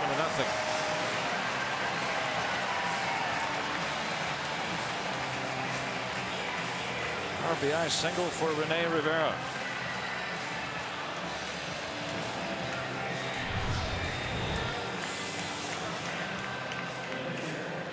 '97 fastball up and in, and he was able to turn on this ball.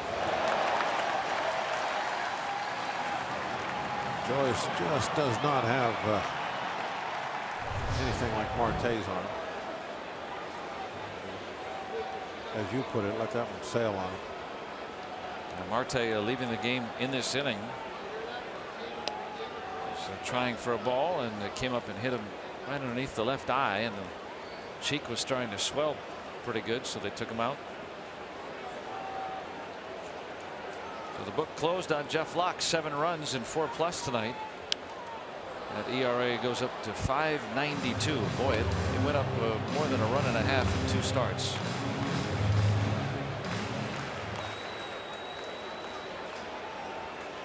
After that outing in Colorado, he had a good stretch of 8 starts, and now the last 2 he's given up a combined 18 earned runs.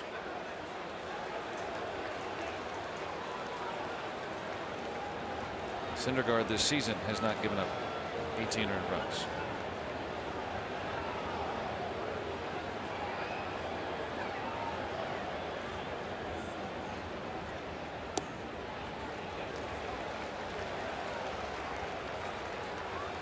Got Johnson over at third. He's the first man that Caminero faced, and now Rivera over at first. A couple of singles flanking a pair of strikeouts.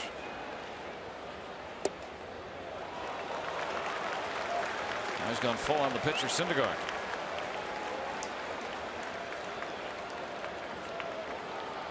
Anderson would be next. And Syndergaard this year has hit a pair of home runs in a game earlier this year against the Dodgers. Got to be careful on 3-2. And he lost him. And the Mets will have batted around here with the bases loaded and 2 outs. Granderson coming up.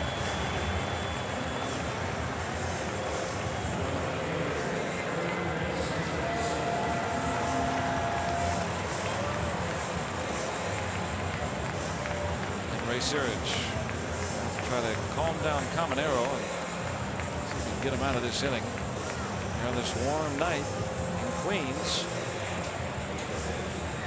It was all Pirates in game 1 of this series. The Mets have been dominating so far tonight. Well, right now Caminero is just very inconsistent. He's throws very good pitches tonight. A couple of hitters, he's looked great, been able to locate the fastball. The splitter's got real good movement when he keeps it down. He's getting some chases on it, but then against, at other times he's not being able to locate the fastball, put it where he wants to, and to the extent that with 2 outs and the pitcher up, you end up losing him to ball 4. Now you get the bases loaded, and Granderson coming up there with 12 home runs. Johnson, Rivera, Syndergaard, all from the right arm of Caminero. Strike 1 to Granderson, 1 out of 3 tonight, already batting for the 4th time here in the 5th inning.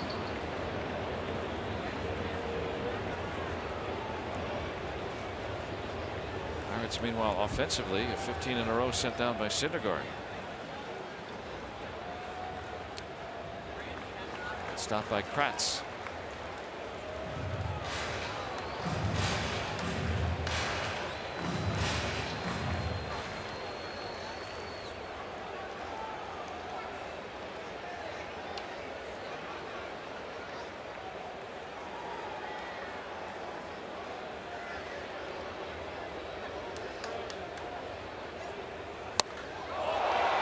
Down underneath it. And that will get him out of the inning. So the Mets reload the bases, but leave that stranded. They score 3 times and lead 7-0.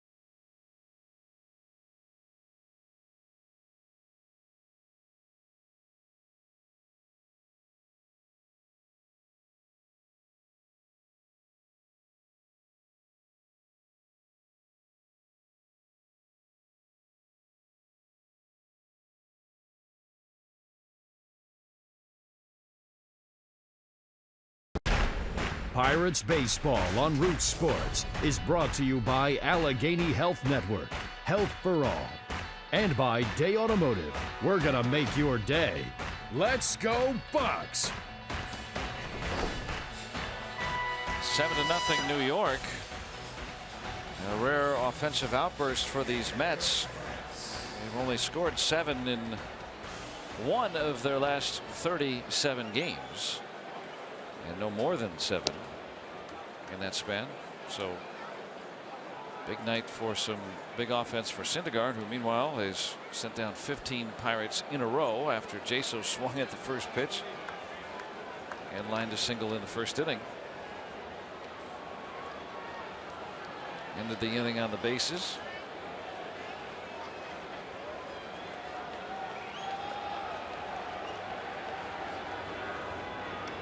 And at just 58 pitches. Oh, look at that.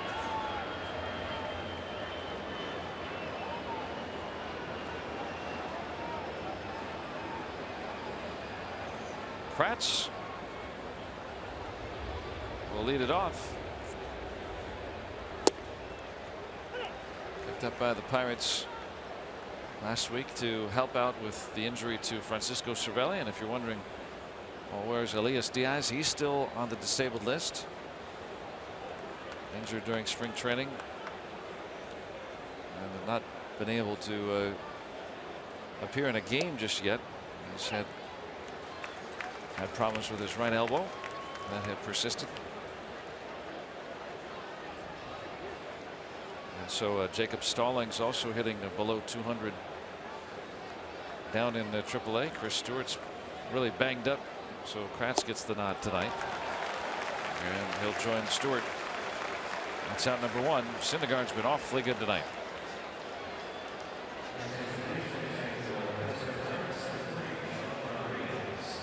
Been pretty close to unhittable.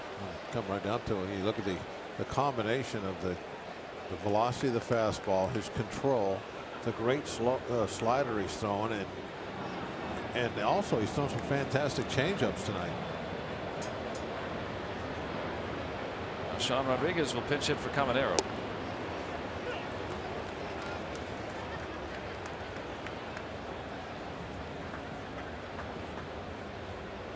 Rodriguez at 255, 3 out of 8 as a pinch hitter, trying to get something going. And he drops in that curve. Yeah, just for the heck of it. Gonna throw a few curveballs now. Throws the hammer. Thor throws the hammer, right? Yeah. There's Rob Scahill.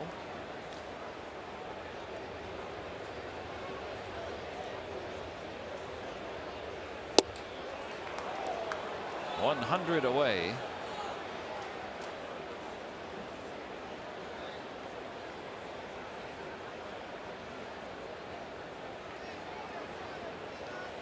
Here comes the slider. Softly hit to Cabrera. A good scoop by Loney, gets out number 2.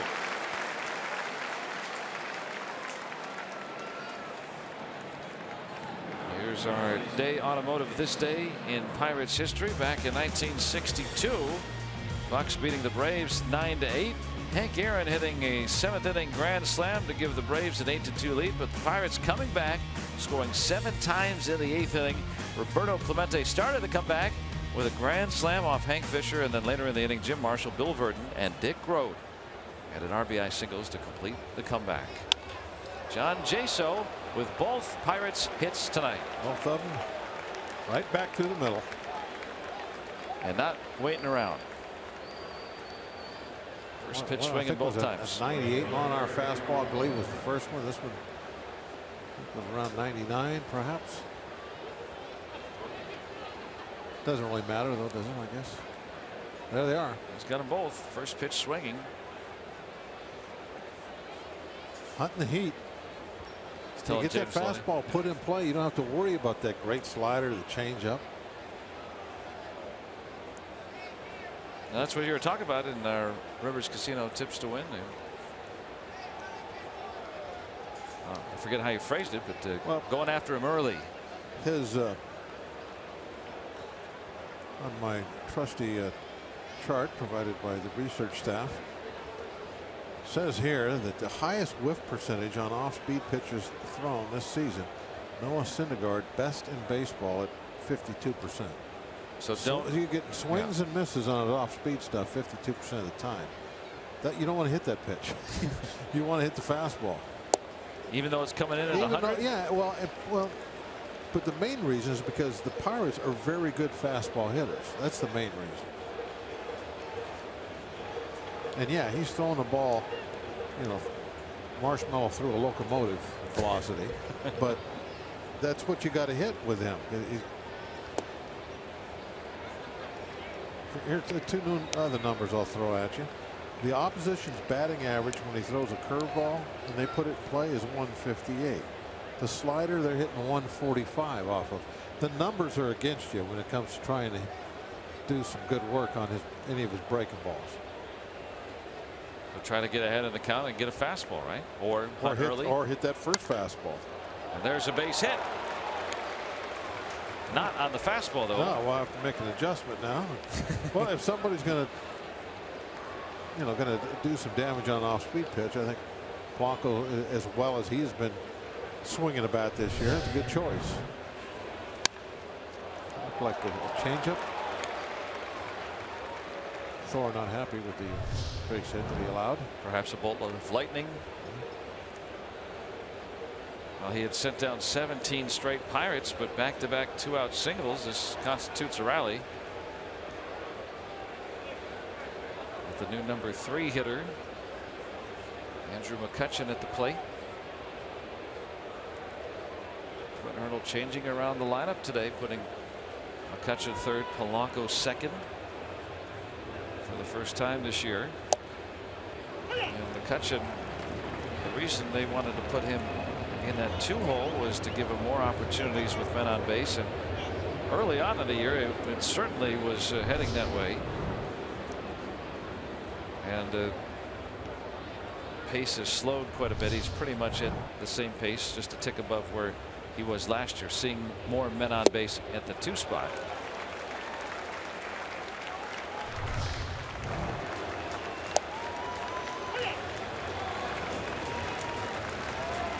Not happy with that first pitch at all.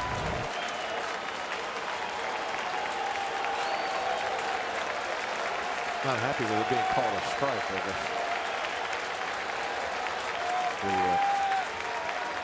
More proper.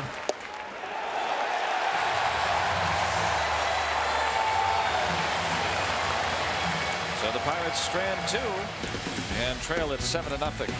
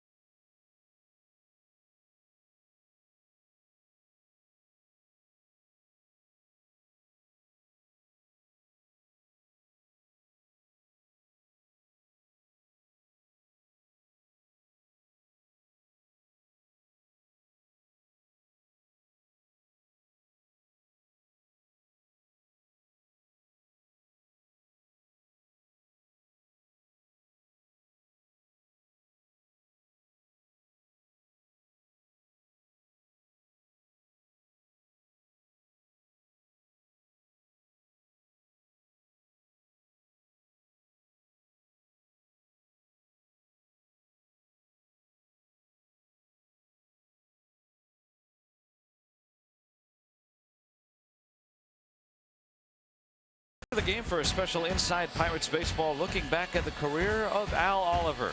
And despite personal struggles, Oliver finding brilliant success in Major League Baseball. You can see his story and hear from the former Pirate All-Star on Inside Pirates Baseball. Al Oliver scoop tonight after postgame right here on Root Sports. And Sean Rodriguez taking over in center field. He had pinch hit. So Andrew McCutchen is out on the double switch. Made the final out of the inning. Scahill, 13 innings in 13 games. Not bad numbers. 11 strikeouts. Only a .250 opponent batting average. Not bad at all. Had a little rough patch his first stint. Went back down, and since he's come back from that second time, he has been pretty good.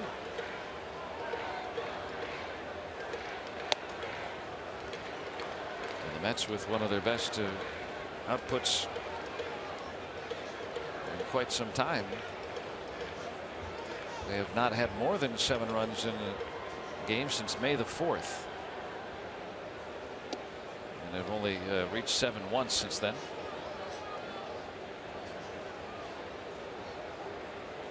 Camaro's line, 1 inning, a couple of hits, a walk, 2 strikeouts. Good to see Terry Collins back. Ended up not managing the game Sunday in Milwaukee. The former Pirates coach had a undisclosed illness. Was hospitalized and stayed over in Milwaukee as the team returned Sunday night. Came back to New York Monday during the off day and back to managing yesterday. He's going to get to skipper the Pirates and the rest in the All-Star game this year.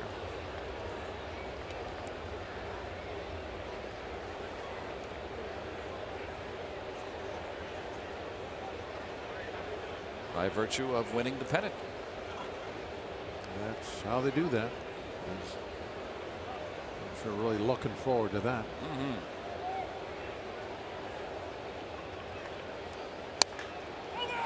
Right to Jaso.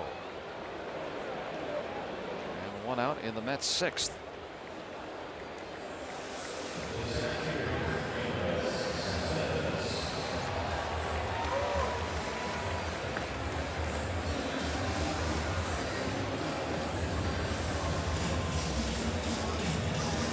Syndergaard doing his best Jameson Taillon impression. Last night it was Taillon the pitching star, tonight Syndergaard.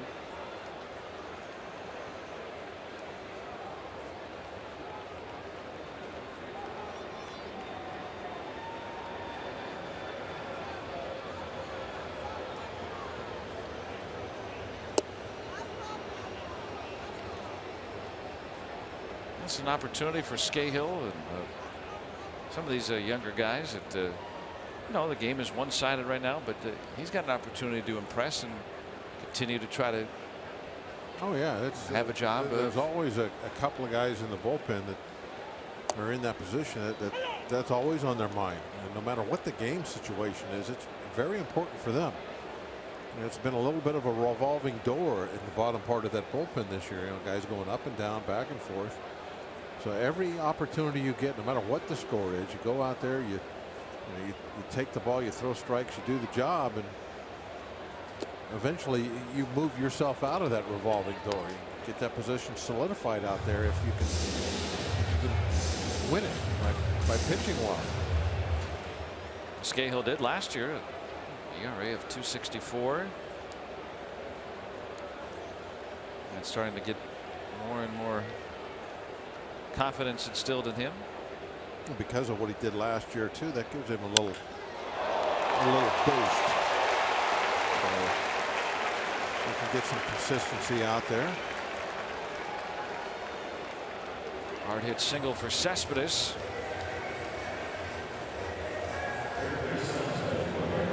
Mercer had more time. He might have been able to get there, but hit too hard.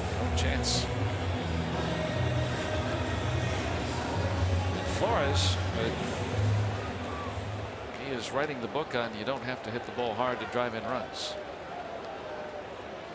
He's hit 2 cue shots up first and then the little dunker into right, and that's been good enough for 2 run scoring plate appearances for him.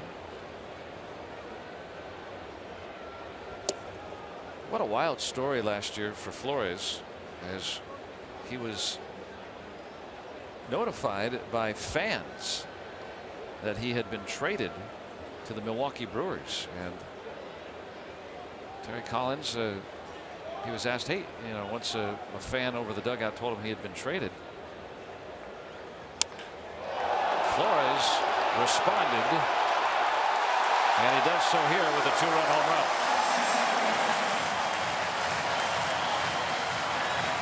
Well, that one wasn't a cue shot. Yeah. 2 more RBIs. Second home run for Wilmer Flores.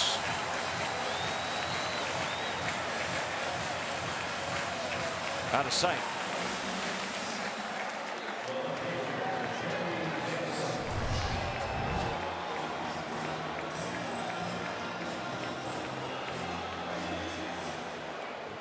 Scahill didn't even turn around, just kept staring at the plate. He knew that one was heading for the seats. Johnson Beats out an infield hit. His third hit tonight.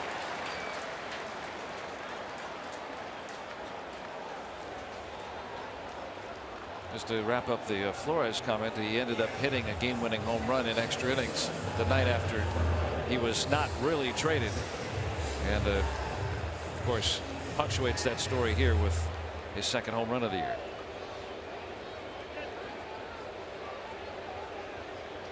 So the Mets with 9 across. They haven't put that many up since April.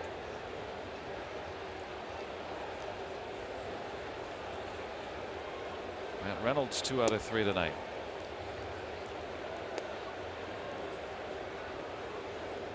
The Mets attacking on all fronts. Everybody but James Loney and Syndergaard, the pitcher, with hits already.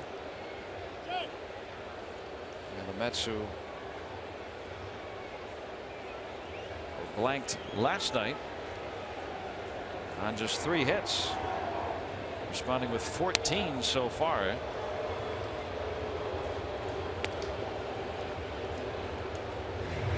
Yeah, this is kind of a breakout type game for the Mets. Talked about how they really struggled to score runs this year. They got a very low batting average. But you wouldn't know that looking at the scoreboard tonight with all the runs and hits.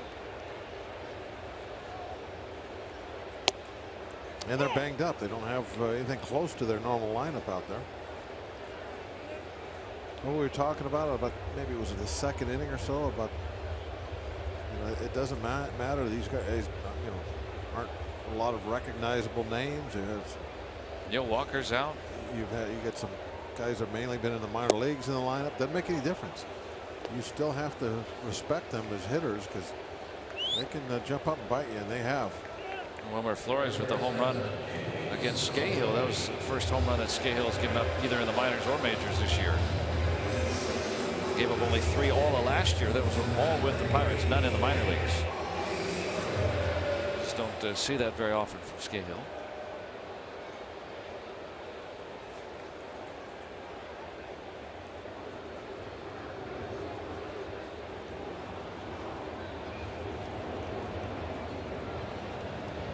Loney 0 for 3. Now he's on the hit parade. And going to be extra bases as Johnson off to the races. And he'll get in on the RBI double. It's 10-0 Mets.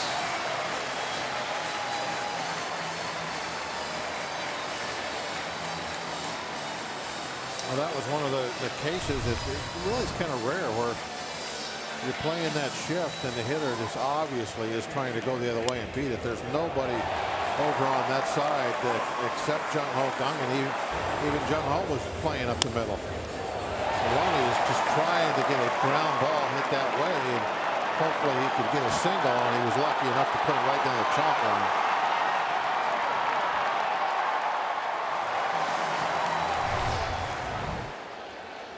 Loney now leaving Noah Syndergaard out of the picture for all the Mets having hits. Well, you would think that over the course of the next handful of years, you'll see more and more of that, where guys will absolutely commit to trying to break the shift and go the other direction with a ground ball. Yeah, the game moves in cycles, right? Ebbs and flows. And then the defense will have to make an adjustment somewhat. We see shifts because guys take those big swings now. Well, you see, and the data is now there too. Right, and the data's there. But that data, a lot of the data, not all of it, but a lot of it, until after this pitch, a lot of that data, as far as your spray chart, can be acquired against a regular defense, where the ground balls are hit. Now you put a shift on, and if the hitter decides to make an adjustment, now that spray chart against the shift isn't going to look the same as a spray chart against a regular defense. Oh, that makes a good point. Yeah, because they're going to try to beat the shift. Right, and I think that's where eventually a lot of the hitters are going to go. So the spray chart is not really, the same with the two different type of defenses in the infield. 3 more for the Mets. 10-0.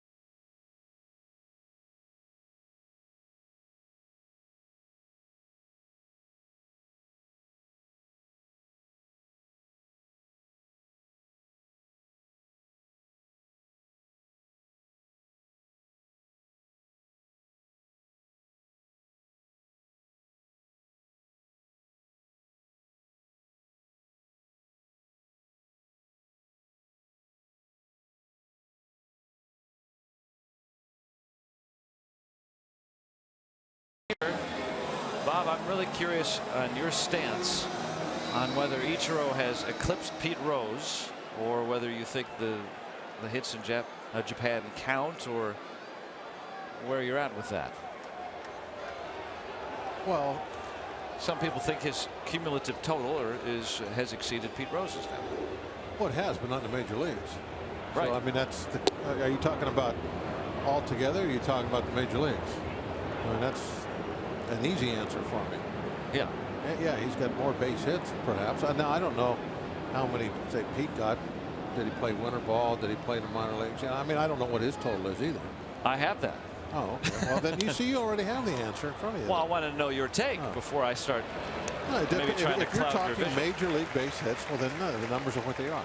Okay, so a man named Scott Simkus wrote for Saber this great article I stumbled upon a couple years ago.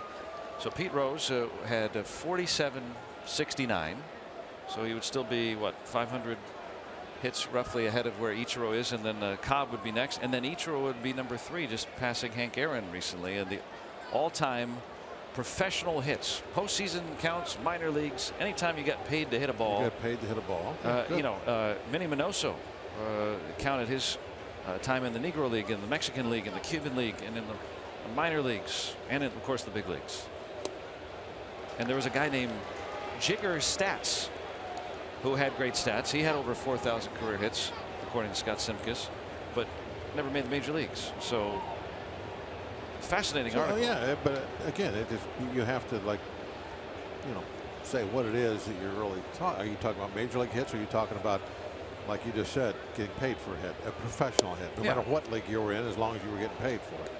So to me, I like this article a lot. So Ichiro to me is he's now got the bronze. Cobb and Rose would still be ahead, but man, Ichiro is really, really good. But he has not in professional basis. Yes, yeah, but he has not surpassed Pete Rose. But boy, is he really good. That's my stance. He is unbelievable. Yeah, just one of the greatest baseball players ever in any part of the world. I mean, and Japan is, as we've seen with so many of the pitchers and other hitters coming over to the United States, the upper echelon there can compete right here, no problem. Well, we've seen the World Baseball Classic. we may be lacking a little bit when it comes to that sort of thing. And yeah, Asian baseball is really come a lot. It's a lot higher, I guess you would say, in everybody's eyes over the last couple of decades. And Ichiro is a huge part of that. But there's a lot of other players now, not just from Japan, or on Jung Ho Gang, that shows that, hey, you can come over here and, you know, within a season, you're one of the best hitters on the team. Yeah. 10-0 here with 2 men gone. Syndergaard has given up 3 hits. You know, another thing I was looking at, Ichiro in Japan in his age 20 to 26 seasons, so those 7 seasons that he played full time, he hit 359. In those next seasons that he played in Major League Baseball, he hit 333. So I said, okay, well, what if he only hit 333 in Japan during that time, right? Because, you know, if you equate same amount of, you know, pitching or whatever, the caliber of pitching, you know, a rough estimate, he'd only have 90 fewer hits. So Ichiro may very well be sitting at that 4,000 hit mark if he had played his entire career in Major League Baseball. But we'll never know. But he's darn close to 3,000.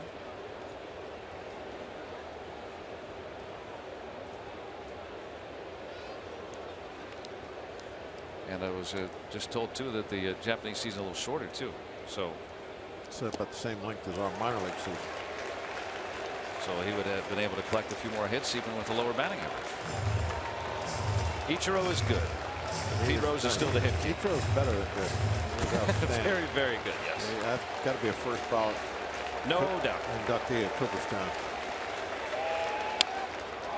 Harrison just fouled.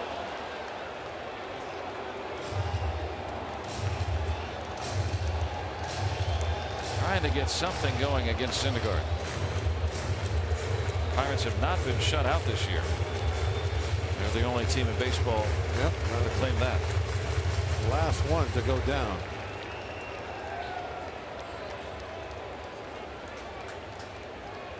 So far 3 singles against Syndergaard.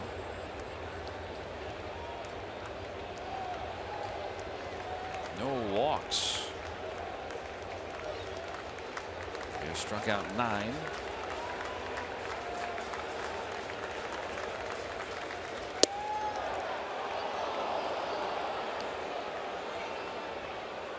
.100 miles an hour in the 7th.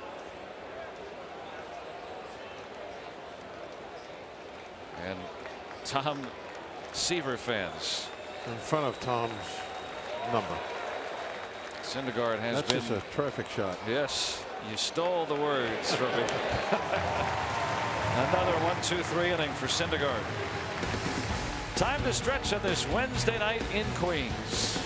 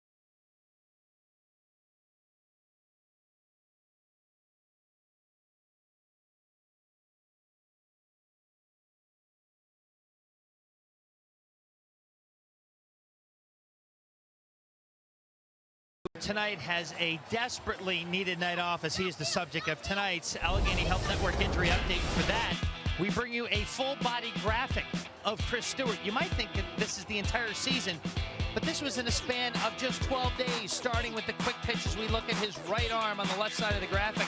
A foul tip. The quick pitch was from Wilfredo Boscan that he took, not paying attention when Boscan threw a pitch, and it ended last night when he was hit by a pitch in the tricep and took a backswing from Juan Lagares to the face area. You look at everything else, collisions. Jeremy Hazelbaker slid into him on June 11th, and really just a multitude of injuries for Chris Stewart. Despite all that, he is available off the bench tonight as a bat should the need arise. Maybe 10-0. Probably safe to say he gets the rest of the night off. But he was tested not once or twice, but 3 times, Joe and Bob, for concussions. Most importantly, most thankfully, he cleared the test and is fully cleared to play baseball. But Hurdle giving him some much-needed time off. 12 days, 8 ailments in 12 days playing the game of baseball. It's impressive. It hurts. So you want to catch him. Right. You want to be a catcher. You know, and that was great, Robbie, to show us that, because I think at least those who did not play the game like myself forget, you know, a guy takes a ball off his foot and he goes back out and he sees the next pitch and you think, okay, it's gone away. Oh, no. That stuff can linger, and when it accumulates like that, my, oh my.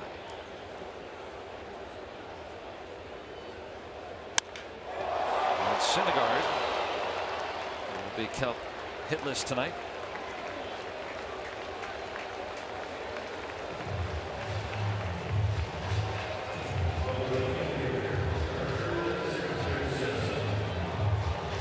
Let's take a look at another Point Park tweet tonight. Ah, yes, a smiley cookie, but in pirate form there. Ashley, nicely done.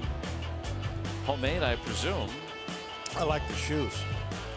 Oh yeah, with the stitching. Very nice. Ashley, thanks for the tweet tonight. Always tweet the booth. Hashtag Bucks Booth. You can't call the booth, but you can tweet the booth. That'd be great if we had a phone up here. Hey, what do you think? Joe, I don't like your jokes. Okay, thanks. Just pick up a phone call. Hey, who's next? No, we didn't order the pizza. Thanks. Back in the day, before you had the cell phones, it always an old-fashioned dial phone in the back of the booth somewhere. You couldn't wait to get to the ballpark. That's where you'd make the call home. Oh, you'd long-distance call? Yeah. Of course you would. No, I'd make whatever the visiting team pay for it. I wouldn't charge it anyway. Baseball still uses actual landlines. They've done that for at least 3 consecutive seasons. Base hit for Granderson.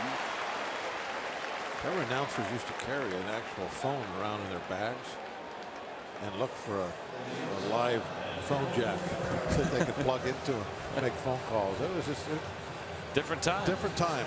During Ralph Kiner's era. Yeah, Ralph was here back then. Those days, obviously. Long-time Mets broadcaster. And, of course, a great home run hitter. Great post game for the player. Kiner's Corner always hosted that. Yeah, one of the best gifts that you'd get for doing a post game. Is that right? Yeah, a $100 bill. Spends everywhere. That was the gift. There wouldn't be any certificates or gift cards or anything. Just $100 bill. Thanks for coming by.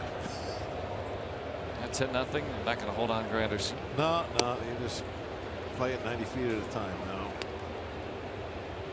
I'm sure a lot of our audience remembers Ralph Kiner playing, and I always hear stories from my wife's grandmother who used to stand outside Forbes Field and bake him pies. And try to give him a pie. The great all-time Pirates. Very dominant power hitter in his time. And one of my and such a fun broadcaster too. I remember one of the lines he said one time. He goes, he slides into second with a stand-up double. Yeah, that was a master of the malaprop. There were a few old timers that kind of get away with that a little bit.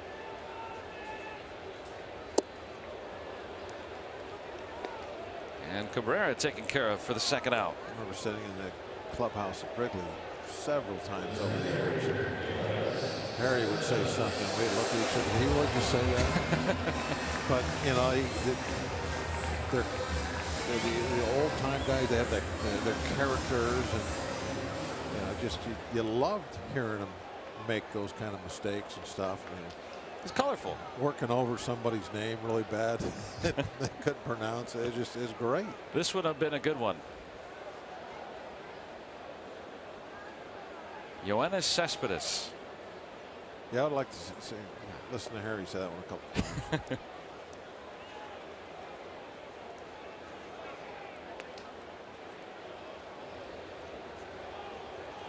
I remember watching a game in the clubhouse, and the Cubs were getting beat pretty good. And whoever their pitcher was, he was throwing like 3 wild pitches in 1 inning. It was bad. And Harry's one of his things he said, you know, that voice that hit it out. It was like, how much are we paying this guy? You know, it's like, you're like, did he really brought that up? Just, but yeah, that was him, and those guys from that era. That was them. I was very fortunate to kind of come in on the tail end and be able to, as a player and even a little bit as an announcer, get to know some of them, listening to some of them.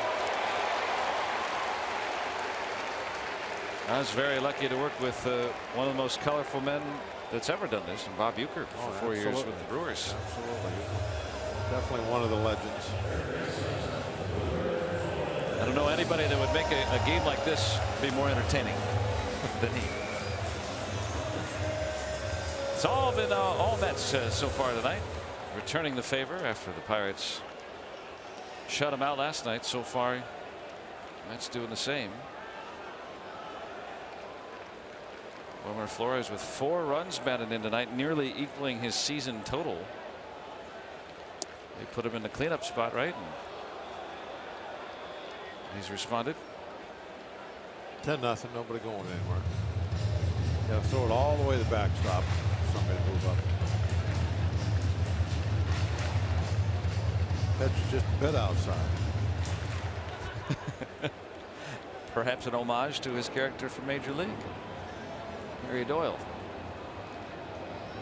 who is basically a culmination of all those all of the crazy announcers, you know, all in one.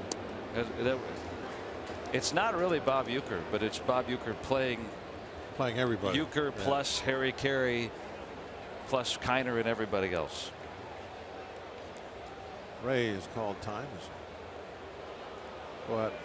Have a word with Cahill. There's a great crew. The Mets. Ron Darling in the center. Keith Hernandez on the left. And Gary Cohen on the right. Excellent crew. 3-man booth. Who would, you know, what if we had like a Rock over here or Blass working together? Be a mess, wouldn't it?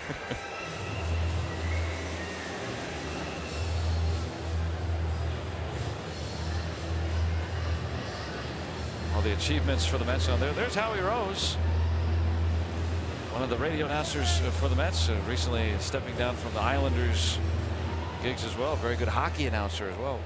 Has pulled double duty all these years. Says he's going to take a little break in the baseball offseason. Finally, what a hard worker and a very good broadcaster in 2 sports. I couldn't imagine calling hockey. I've never called hockey outside of the video game. Just for standing in front of the video game and doing it. Yeah, they got it. We got it. They got it. Yeah, it's constant action. The gunner. Now, don't forget the gunner and all that. Talking about the great goodness. all-timers. It's played by Gung. And that will retire the side. 2 hits, 2 left. The Mets by a gnat's eyelash.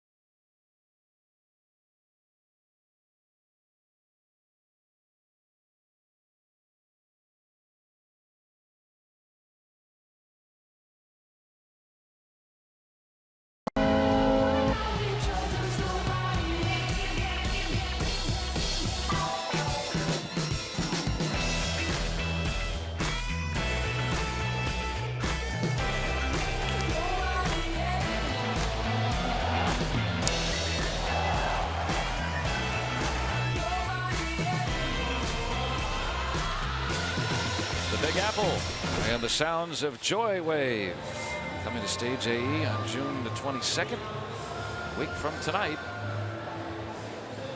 Here are the Mets up 10-0, and Noah Syndergaard back out for the 8th. Alejandro De Aza in center field. He's at 86. 61 strikes on 86 pitches. He'll keep on going. Been a dominant effort at this point. Still throwing hard.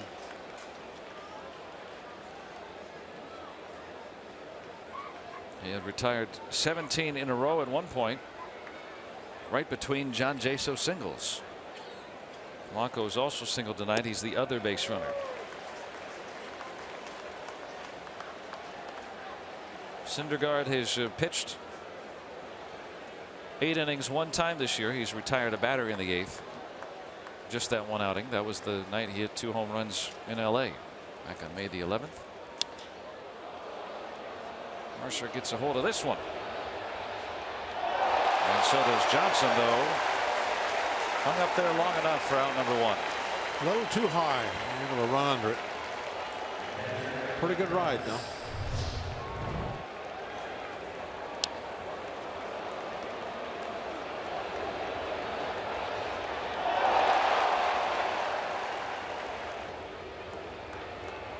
Johnson, see that little look? He was hearing some footsteps. Got that nice black sky up there now. It's easier for an outfielder to look away, maybe look at another player, check a wall, and be able to look back up and find the ball right away. You do that about 8 o'clock when it's just kind of getting gray up there. You look back up, you might not find it in time.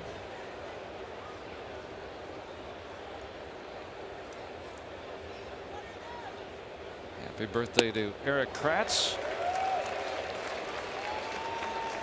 Turned 36 today. Looking for his first hit this time around as a Pirate.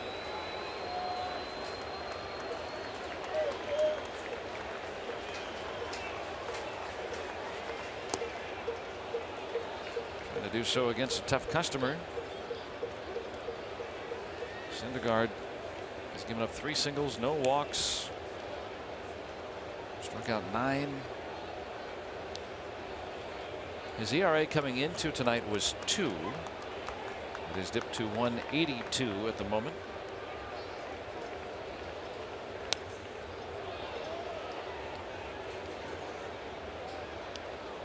He is really good at sports. Guarding oak trees. Nicknamed Thor. Well, hey, it's a testament to what the Pirates did last time, scoring 3 runs in 6 innings against him. Hard to do that twice in a row. That's 10 Ks for Syndergaard.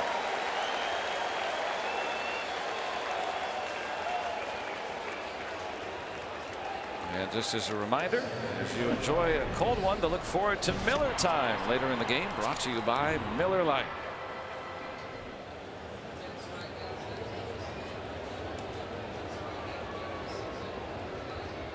DeGrom yesterday, good outing for him. 2 runs over 6, but Tyone was better. Nearly perfect, really. This Mets staff, tough to crack, but the Pirates, give them a lot of credit. They've pitched well, the Pirates have, well, that's what against the Mets this year. Until this ball game, it's been a case where they have done what they needed to do against the Mets, and that's outpitch them. Said last night, it's kind of like when you go to Colorado and play Denver. You better hit some home runs. You better bring your offense with you, because that's what it's going to take. Here, you better bring your pitching. Garrett Cole on the DL, as is Ryan Vogelsong. Still haven't seen Matt Harvey this year.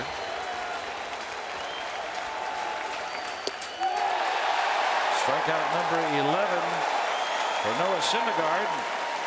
8 shutout innings for him tonight, and the Mets fans loving it.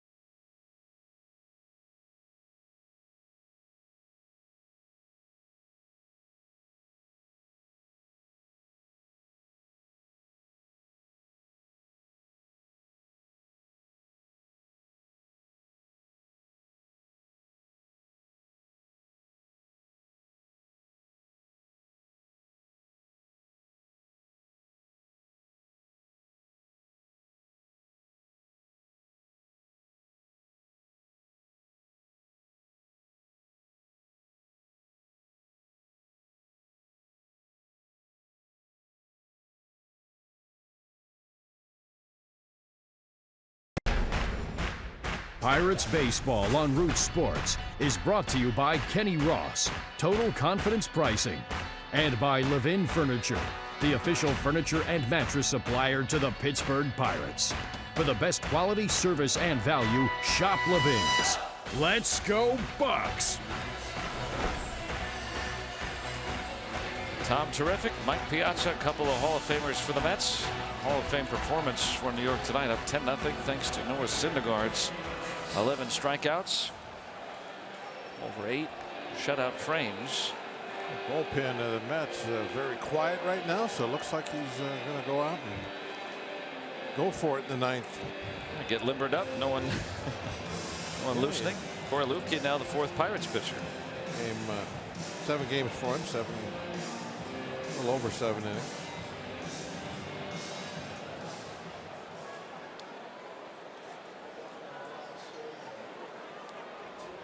Luebke, a pretty good outing his last time around on Sunday. 4 strikeouts over 2 scoreless.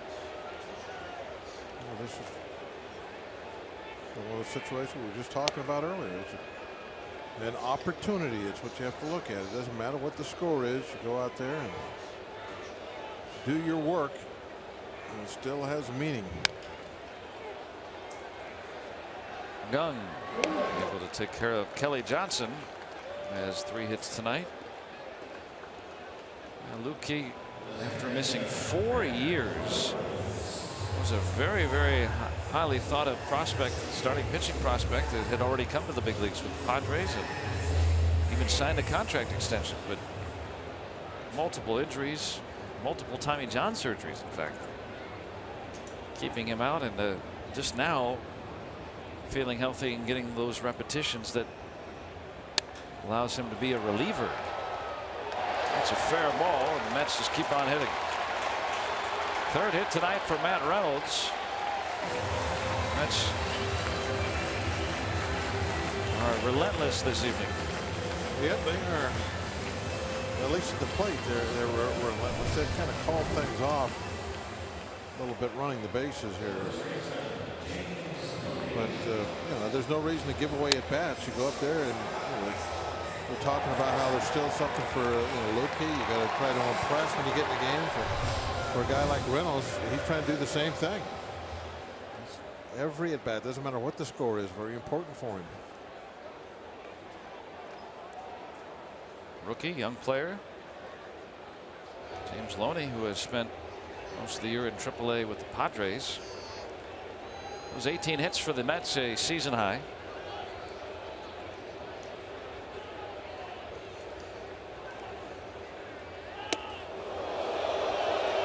Speed pitch.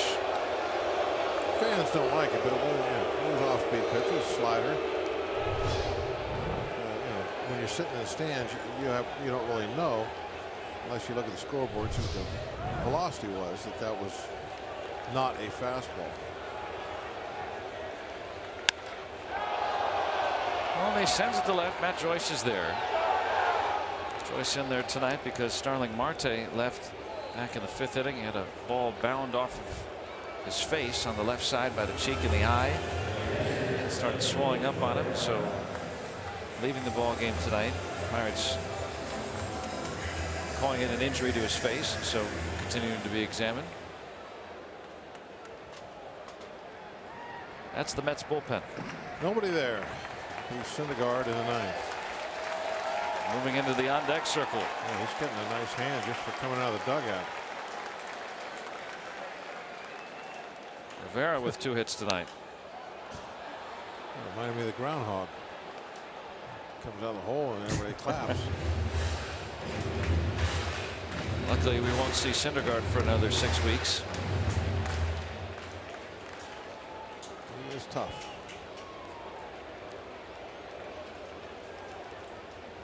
Cologne tomorrow, different type of pitcher, but still at the advanced age, very effective. Still, Cologne smells a little bit better than Syndergaard when you're looking at the matchup.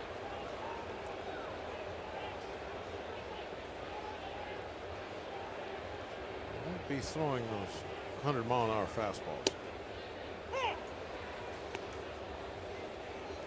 Yeah, what's more frustrating, not being able to connect when you see 100, or being mystified by a guy flipping it up there 90 that's or whatever? That's a good question. If they're effective, I think they're probably equally as frustrating, right? If somebody like Cologne, you're seeing the ball well, at least you think, and you're getting some good swings, but you're just not able to center anything up. You're a little behind, a little ahead, balls on the hands, balls off the end of the bat. That's his game. And it's not like he throws a lot of junk. He just, that fastball, he'd put a little on, take a little off, cut it one time, sink it another, sail it, move it around. That'll be the tough part tomorrow, making that transition from the Syndergaard power type guy to the crafty old veteran.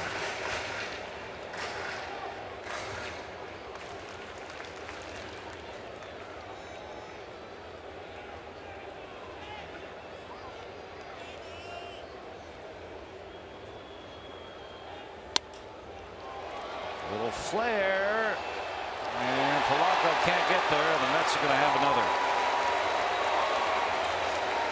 Second run batted in tonight for Rene Rivera, a 3-hit night.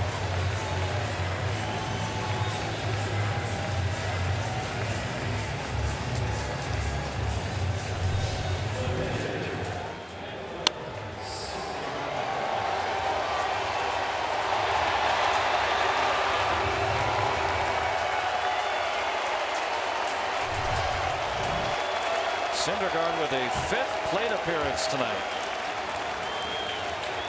Just about everybody on their feet as he's announced here tonight. They are impressed, as they should be. Only the second pitcher in baseball to get 5 plate appearances in a game this year. It means you have to be pitching very, very well. Very, very well. You've got a big lead. lead. The offense has got to be doing a lot. It's kind of hard to do because of the fact the offense is doing well, and there's a big league. A lot of times that managers will just let somebody out there in that bullpen maybe get an inning of work in and say, hey, nice job.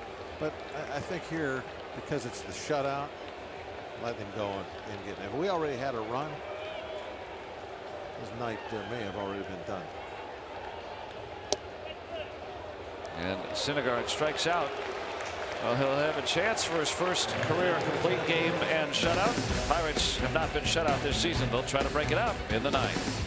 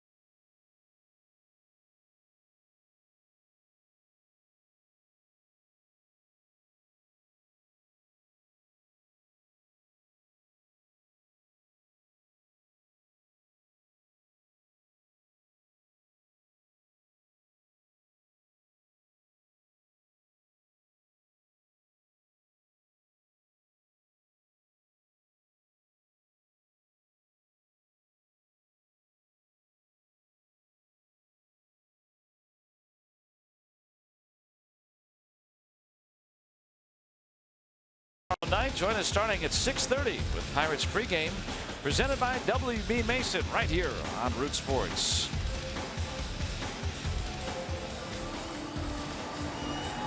Juan Nicasio, the starter tomorrow. Assuming this one stays the same, the winner will take the series tomorrow night. Syndergaard bidding for his first Major League complete game and shutout. He has been outstanding today. Yeah, take a look at some of his strikeouts, and you can see that It's been everything tonight.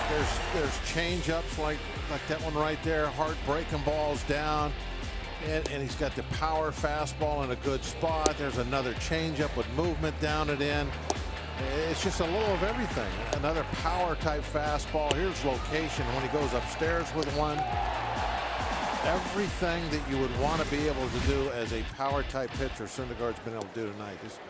Just a fantastic game. You got to tip your hat to him. Pitching extremely well, and this is going to happen when you go against an elite guy occasionally, and you just got to go out and start all over tomorrow. That's the case. John Jason's pretty much the only one that's had any luck against him tonight. 2 singles, 2 of the 3 hits, 2 of the 3 base runners against him. I was going to say he's been very aggressive. He's going after that first fastball he has seen. That's been the key to his 2 hits. Now I had 3-0. Syndergaard tried to come breaking ball. He's kind of got, because he was doing that, he got Syndergaard kind of out of his rhythm here to start the night. 3 single-digit pitch innings. None more than 16. Looks like he tried to overthrow that one a bit. Well, this is uncharted waters for Syndergaard, and now George Familia, the closer, trying to get some work in if Syndergaard falters. Yeah, he has not pitched in the 9th inning in his career. Not as a starter, at least. Not in the minor leagues. He has 1 complete game, but that was in a 7-inning doubleheader. Much like Tyon last night, who had never pitched through the 8th in his career. Blasted to center, and De Aza can't get there. Jaso will start the 9th with a resounding double. Well, that's pretty impressive there. Got 4 hits on the night. Jason's got 3 of them off a guy that has just been dominant. Jason is having no problem. There's that fastball right down the middle. That's what he's hit tonight. The high 90s fastball right down the middle. And this time he fights him to a fastball count, gets it out there into the Gulf. 12th double. So the Pirates, again, the last team in baseball to not be shut out this season, and they've got a chance to keep that going. And Rivera asking for time. Syndergaard, pitch-wise, has been in this department plenty of times. He's exceeded 100 pitches in 5 of his starts, but none more than 109. So you figure, with his age, 23 years old, probably not going to press him much farther than that, right? I would assume.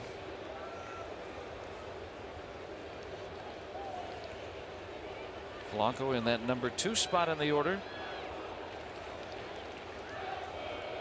1 out of 3 tonight.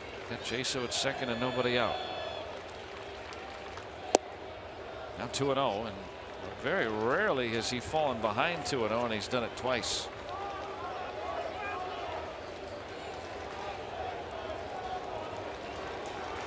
And first time in the big leagues pitching into the 9th inning.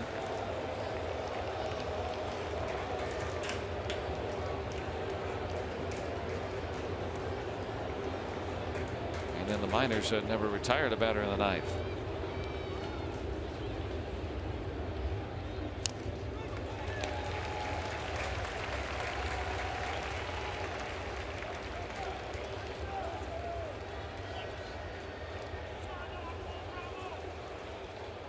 So 3 hits from Jaso, 1 from Polanco. Those are the only base runners.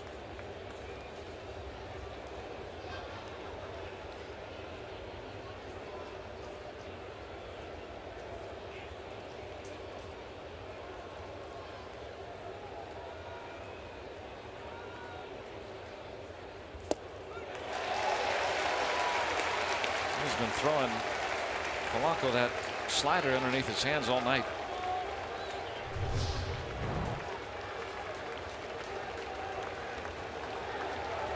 Tough to lay off when it's throwing that hard. You don't have much time to make any kind of decision about swing or not.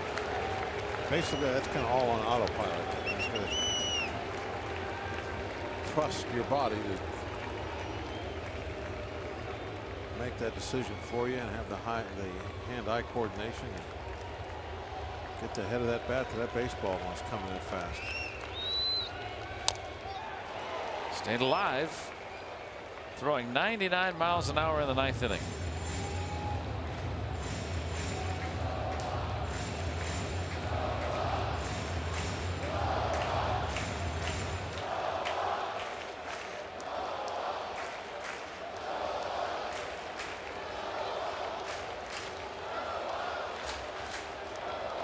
That's chanting Noah. Pirates hoping for no shutout. So it's second, nobody on here in the 9th. Syndergaard's got it and gets the first out. So at third with one away.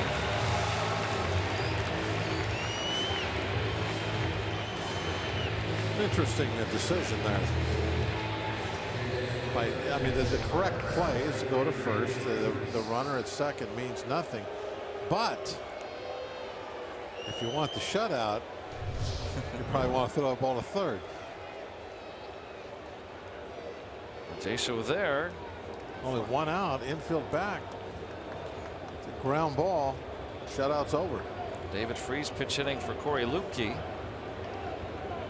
294. How would you like to come in cold in the 9th inning and have to face Syndergaard? Well, right there, he's hunting heat. He's hoping first pitch fastball. I'm going to see it. I'm going to start the bat. He didn't get it. He got a slider, and that's where that swing and miss came from.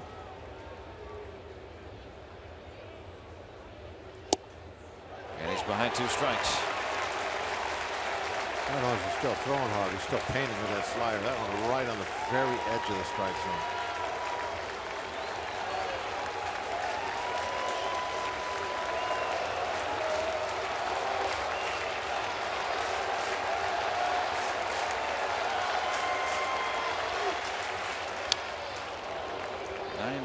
Miles an hour. I mean, he's pitching like a closer right now. You can bet he was reaching back on that ball. He wants to strike out badly with the run, the only run 90 feet away. Does not want this ball put in play. It's a nice little battle. You can have a battle in an 8-0 game, or excuse me, 11-0 game. Look. We're going to talk about it. It's 11-0. This is great. The game within the game. Yeah. Syndergaard and Freese also at the plate right now. He's thinking, I'm getting this run in. The participants right now in this little battle are playing this like it's 1-0, not like it's 11-0. Well, you do have the infield game. You know what I mean? Sure. Everybody is into this right now. Laid off. Wow, what a great call. That ball just barely missed the strike zone.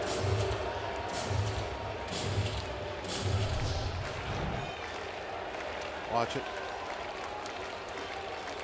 Just a smidgen.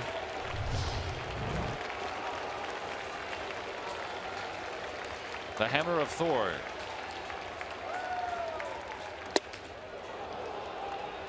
99. There's the overthrow right there. He's reaching back. He's trying to get a little extra, and it just popped up. Familia ready when needed. Ricky Bonas down there, the bullpen coach. Syndergaard's 2 pitches shy of his career most. And David Freese is getting to get the Pirates on the board. Jaso is in. And a pinch double for David Freese makes it 11-1. Pitch number 114. Syndergaard will be done. So no complete game, no shutout. No soup for you. And a little solace at least for the Buccos. And the longest outing of Noah Syndergaard's career comes to an end As Terry Collins gets the ball.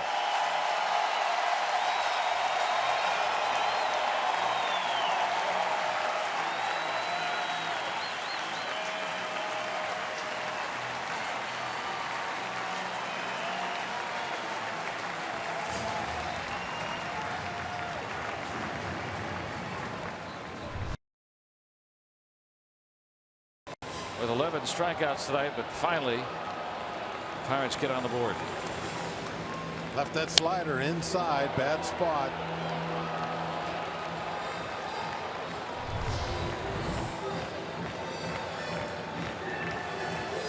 So Syndergaard done after 8 1/3.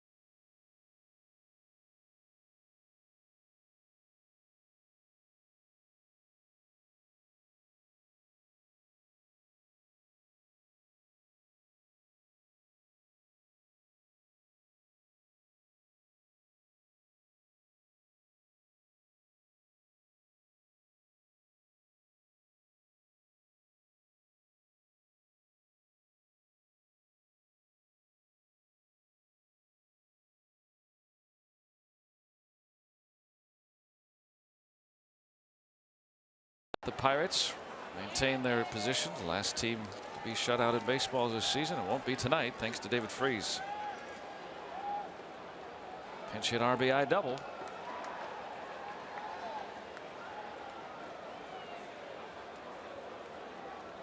Jeurys Familia.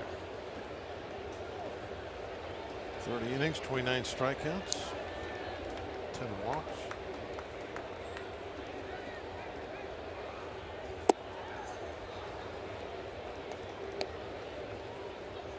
Jung Ho Kang, who homered last night.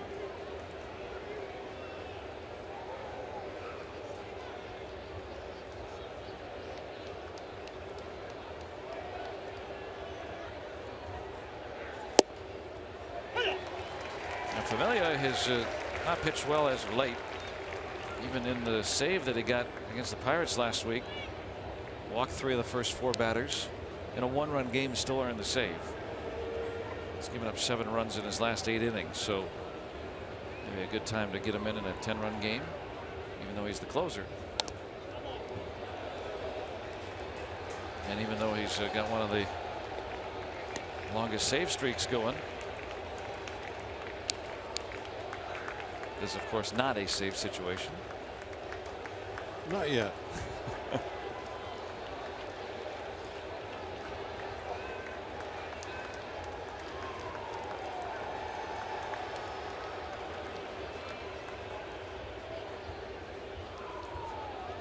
Two from Familia.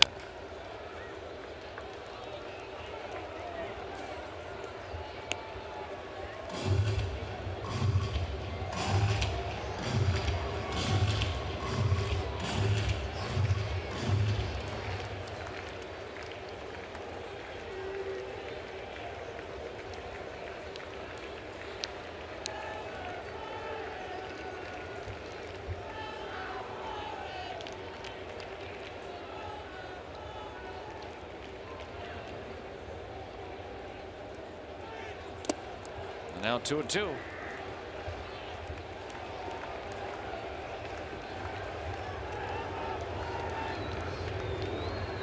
Syndergaard, 11 strikeouts, no walks.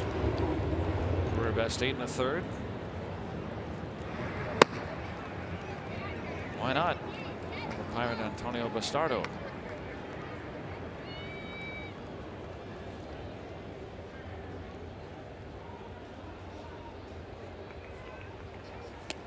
Now 3-2. Left-handed batting Matt Joyce is next. I wonder if Collins would want to try to match up even with a 10-run lead.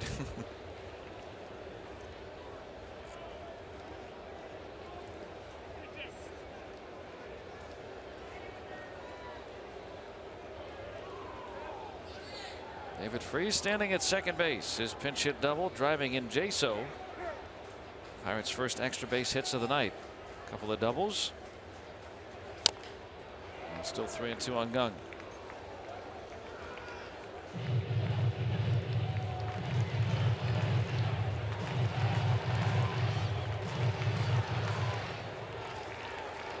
And Walker not in there tonight. Continuing to have some back spasms. Been out since leaving the game on Saturday.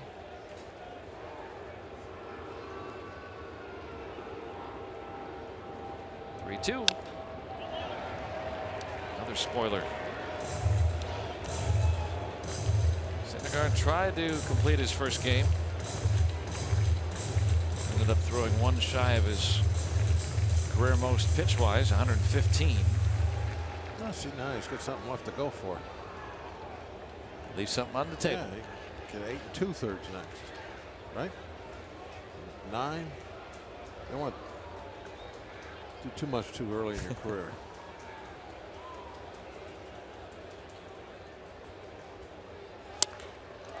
And Gung into the glove of Flores, but it sails away.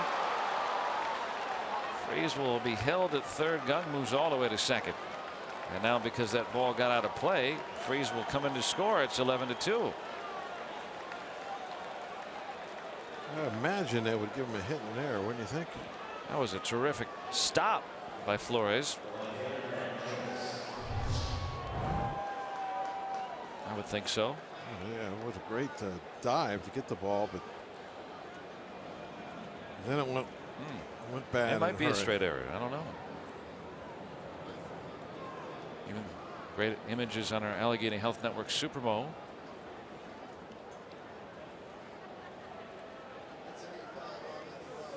Now, straight error 5 on the third baseman Flores. So no hit for Gung, no RBI. Pirates with 2 here in the 9th. Now Joyce, who struck out his only trip. Joyce is in there tonight because Starling Marte trying to field a ball at the shoestrings, could not get it. Came up, hit him in the face, and started to cause a little swelling underneath his left eye. Marte left the ball game to be evaluated.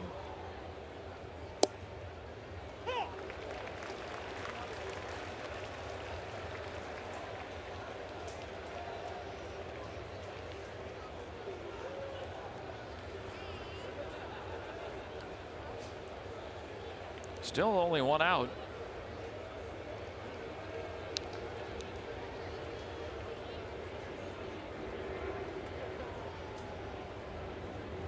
Two from Familia.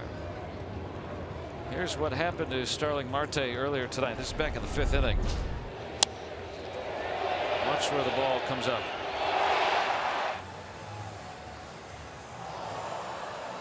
When you saw that first visage live, you could see it starting to swell right after the play.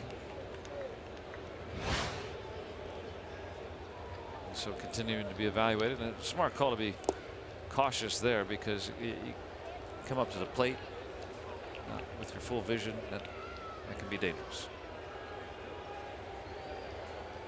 Yeah, I don't think there was much. The way it had already swollen up that much, you had to get him in the clubhouse and get some ice on that. No further update other than the fact that he'll be continued to be looked at.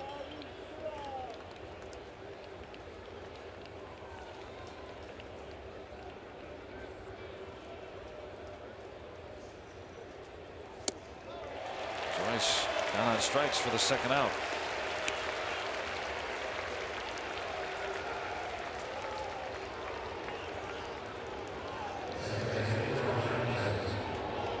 Well, not a save, but Familia trying to close it out for the Mets.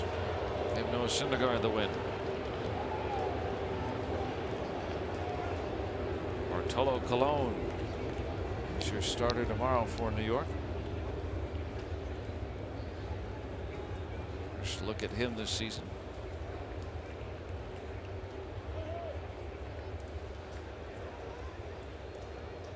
Harrison, the last chance for the Buccos.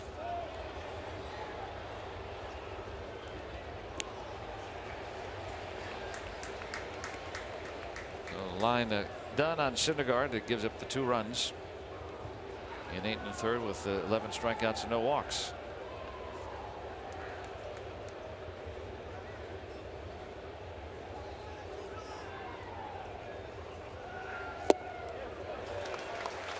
And now down to the last strike. Mets trying to even up the series. Ocasio versus Colon tomorrow. 32,117 here originally at Citi Field. And that's a foul ball.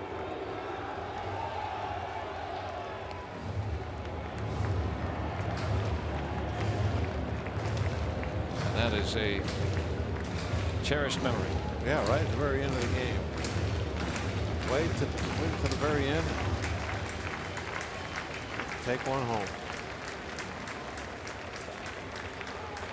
Syndergaard trying to take home his 7th win. Nationals won tonight in 12 innings. Game winner against the Cubs. So the Mets trying to stay pace.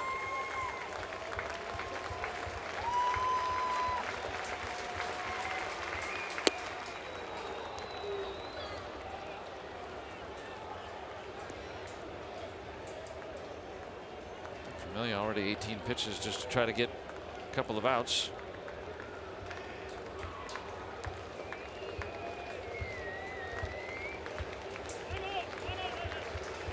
Time called.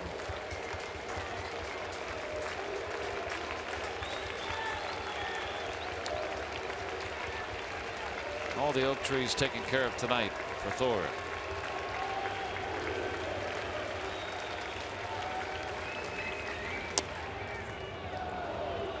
Looks like he's calmed down a little bit. He was really upset not getting that shutout tonight as he was walking off the field. Hollering at himself a little bit. Made those Pirates bats look like thin branches.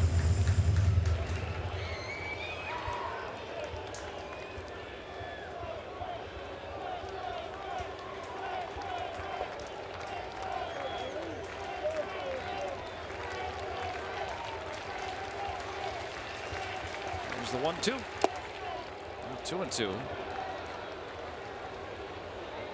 Just brought in to get a little work here.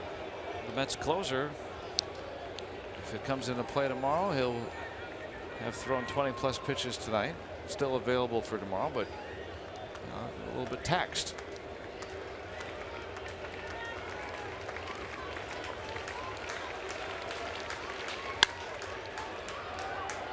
To Cabrera. And the Mets even the series. It was all Mets until the 9th. Pirates avoid the shutout. So the series even up at a game apiece. Well, Syndergaard was pretty close to unbeatable tonight. He put on an amazing show, and then the Met offense didn't expect that at all. That was a huge surprise to me as they put up 11 runs on 19 hits. Season high 19 hits. And one of their best offensive performances of the season. So the Pirates will try to get them tomorrow and take the series here in New York. But until then, take you to the post-game show with Robin Teak.